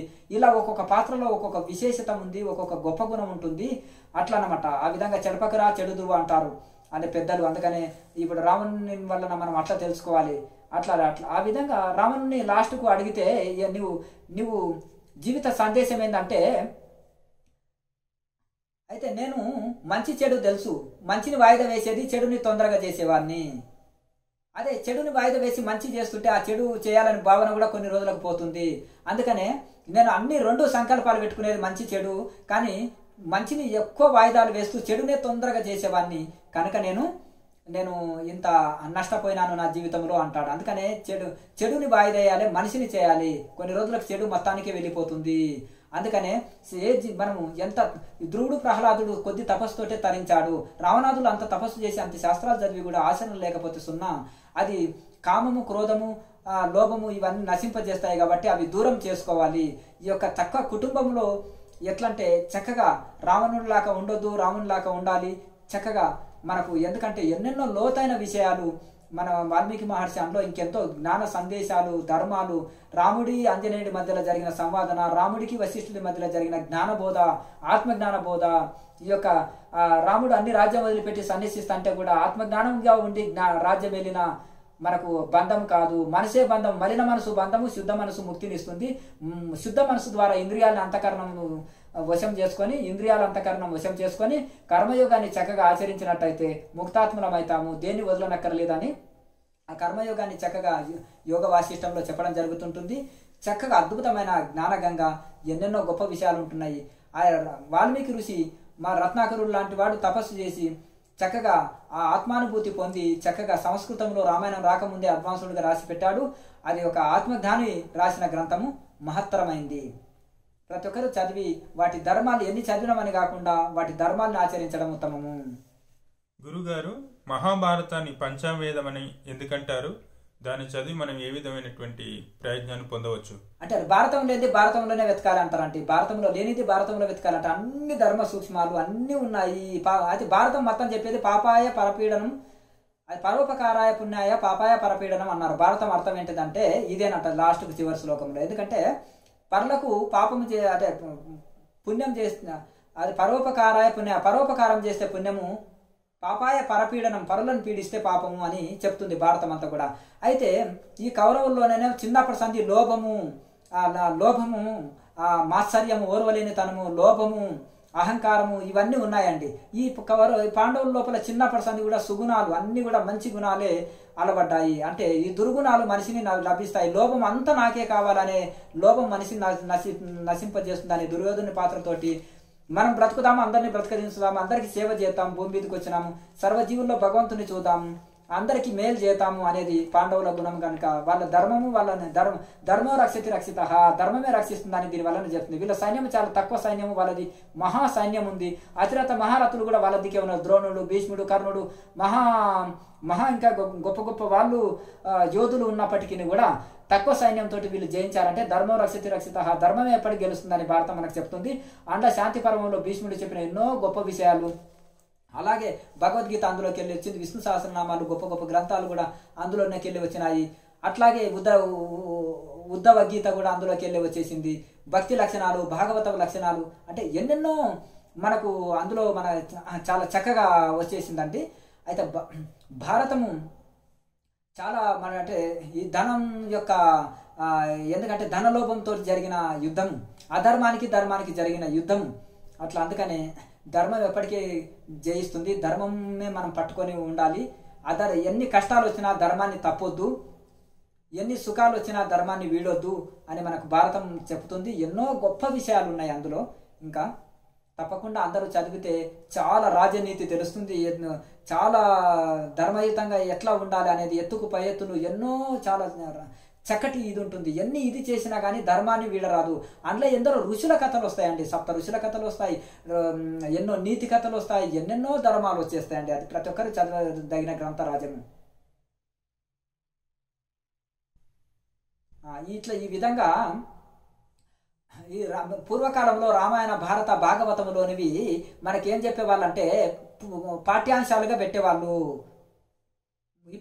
ఇప్పుడు కాన్వెంట్ స్కూల్ అని అంత ఆంగ్లేయులు ఎప్పుడైతే వచ్చిండ్రో మన భారతదేశాన్ని నశింపజేయాలంటే విద్యా విధానాన్ని నశింపజేయాలని చూశారు. వాళ్ళు భారతీయులని ఎవరు నశింపజేయలేరు. ఎందుకంటే వివేకానంద స్వామి కూడా చెప్తారు, మా భారతీయుల యొక్క ఆధ్యాత్మికము, భగవంతుని యందు భక్తి విశ్వాసం ఉన్నంత వరకు 100 రాజ్యాలు వచ్చి మమ్మల్ని పరిపాలించిన ఏం చేయలేరు. మా వాళ్ళ భక్తి విశ్వాసము నుంచి తొలగినప్పుడు మా వాళ్ళని ఎవరిని కూల్చనక్కర్లేదు, వాళ్ళంతా వాళ్ళు కుప్పకూలిపోతారు అన్నారు. అందుకనే మా దగ్గర ఇక్కడ ఉండేది మమాత్మ సర్వభూతాత్మ అని భారతదేశంలో అనుకుంటారు కనుక ఏ రాజ్యం వాళ్ళు వచ్చి పరిపాలించినప్పటికీ కూడా వాళ్ళలో భగవంతుని చూసినందుకు ఆహ్వానించడం, లేకపోతే మొదలే తరిమేస్తుంటుంది, గేటులోకి రాకముందే తరిమేస్తుంటుంది. ఎందుకంటే మనం పక్కకి రాయించినప్పుడు వాళ్ళు ఏం చేశారంటే దుర్బుద్ధితోటి వచ్చారు, వాళ్ళు దుష్ట కార్యాలు చేసిపోయారు. ఇంతమంది పరిపాలించిన భారతదేశం చక్కగా ఉంటుందంటే ఇక్కడ ధర్మము, నీతి, తపస్సులు, ధర్మశాస్త్రాలు, మమాత్మ సర్వభూతాత్మ, సర్వం బ్రహ్మమయం జగత్తు, నీ ఆత్మనే అందరిలో ఉంది, అంత ఆత్మస్వరూపమే, ప్రతి జీవిలో భగవంతుని చూడు, మానవ సేవనే మాధవ సేవ, ఇవన్నీ అన్నదానాలు, ధర్మకార్యాలు, యజ్ఞయాగాలు ఇప్పటికీ కూడా భారతదేశంలో జరిగేటంతా ఎక్కడ జరగదు. ఎక్కడ పోయి భారతీయులే పోయి అన్ని దేశాల్లో నేర్పి రావాలి. గురువులు కూడా వెళ్ళి ప్రచారం చేసి వచ్చారు. అక్కడి మతకర్తలు కూడా ఇక్కడనే వచ్చి శిక్షణలు పొందారు. ఇక్కడి నుంచి పోయిన భారతదేశం నుంచి పోయిన ఋషులే అంతటా ప్రపంచ దేశాల్లో నీతి ధర్మాన్ని వ్యాప్తి చేయగలిగారు. ఇప్పటికీ కూడా ఇక్కడి సాంప్రదాయాలే ప్రపంచ దేశాల్లో ఇంకా ఆచరిస్తున్నారు. గొప్ప గొప్పగా హరే రామ హరే కృష్ణ ఇస్కాన్లో కానీ, ఇంకా రామకృష్ణ మిషన్ కానీ, చిన్మయ మిషన్ కానీ, ఇంకా జిడ్డు కృష్ణమూర్తి గారు కానీ, ఇంకా గొప్ప గొప్ప వాళ్ళు మహానుభావులు ఎంతో వ్యాప్తి చేశారు. చిన్మయానంద స్వామి సరస్వతి, మన Shivananda Saraswati Rishikesh divine life society గొప్ప గొప్ప ఎన్నో సొసైటీలు ఇక్కడ దేశ విదేశాల్లో వ్యాప్తి చేయాలి. దురదృష్టవశాతం ఏంటంటే విదేశీయులు ఒప్పుకున్నదే మన వాళ్ళు ఒప్పుకుంటారు. అక్కడ పేరు వచ్చిన స్వామికి ఇక్కడ పేరు వస్తుంది తప్ప ఇక్కడ ఇక్కడ ఇక్కడ ఇక్కడ గుర్తించరు భారతదేశం. వివేకానంద స్వామిని కానీ అలా గొప్ప గొప్ప ప్రభుపాదుల వారిని కానీ గొప్ప గొప్ప మహనీయులని చరిత్రలో నిలిచిన యోగులందరినీ విదేశీయులు గుర్తించినాకనే మన భారతదేశం గుర్తిస్తుంది. మన భారతదేశంలో ఎందుకంటే ఆ విదేశాలు మనకు ఆ గజ్జి రుద్దిపోయారు. వాళ్ళు ఒప్పుకున్నదే మన వాళ్ళు ఒప్పుకుంటారు. ఆ వ్యామోహంతో వాళ్ళ సాంప్రదాయం వీళ్ళకి ఇష్టమవుతుంది, అదేం పాడో కానీ మరి అక్కడి సాంప్రదాయం మన వాళ్ళు ఇష్టపడుతున్నారు. ఎంతో మంది మా యొక్క సాంప్రదాయంలో కూడా కొన్ని విదేశీయులు ఎందరో వచ్చేసి మన సాంప్రదాయంలోకి వచ్చేసి ధ్యానం యోగం చేస్తున్నారు. కొంతమంది మా సాంప్రదాయంలో సాధువులుగా మారారు. ఎంతో ప్రపంచ దేశాలు 360 దేశాలు నాకు తెలిసిన వాళ్ళు ఎందరో ఉన్నారు. రెయిన్బో క్యాంపులను ఏర్పాటు చేసి హిమాలయాల్లో ఆధ్యాత్మికము ధ్యానము యోగం చేస్తుంటారు. ఫారిన్ యూత్ చాలా అట్రాక్ట్ అవుతున్నారు, మన సాంప్రదాయానికి చాలా ఇష్టపడుతున్నారు. వాళ్ళు సాధనలో మన వాళ్ళకంటే చాలా ఉన్నత శిఖరాలు ఉన్నారు. చిన్నప్పటి సందే డ్రగ్స్ వైన్స్ స్మోక్ డ్రంక్ తీసుకొని అది వెగటు పుట్టి వద్దురా బాబు ఈ భోగాలు కానీ సైడ్ ఎఫెక్ట్లు వచ్చేసి బుర్రలు పాడైపోయి వచ్చేసి సాధువులుగా మారడము, తపస్సులు చేయడము, లేకపోతే యోగ ధ్యానం నేర్చుకొని పోయి సీరియస్గా సాధనలు చేసి భోగాలు విడిచి మహా యోగులుగా త్యాగులుగా తయారవుతున్నారు. దీనివలన ఎంతో ఇన్స్పిరేషన్ పొందండి. మా శిష్యులు కూడా కొంతమంది గ్రంథాలు రాశారు. ఎంతో మంది ఫారిన్ వాళ్ళు కూడా మా దగ్గర ఈ క్రియాయోగంలో శిక్షణ తీసుకున్నారు. అన్ని రాష్ట్రాలకు వెళ్ళి వచ్చి కూడా శిక్షణ తీసుకుంటారు. ప్రతి పౌర్ణానికి క్రియాయోగ ధ్యాన తరగతులు నడుస్తాయి. అందరూ కూడా వచ్చేసి శిక్షణ పొందండి. ₹1 ఫీజు లేదు. అందరూ కూడా ఆత్మజ్ఞానులుగా పొందండి. ఇది ఆత్మజ్ఞానుల సాధన, ఋషులు మునులు చెప్పిన సాధన.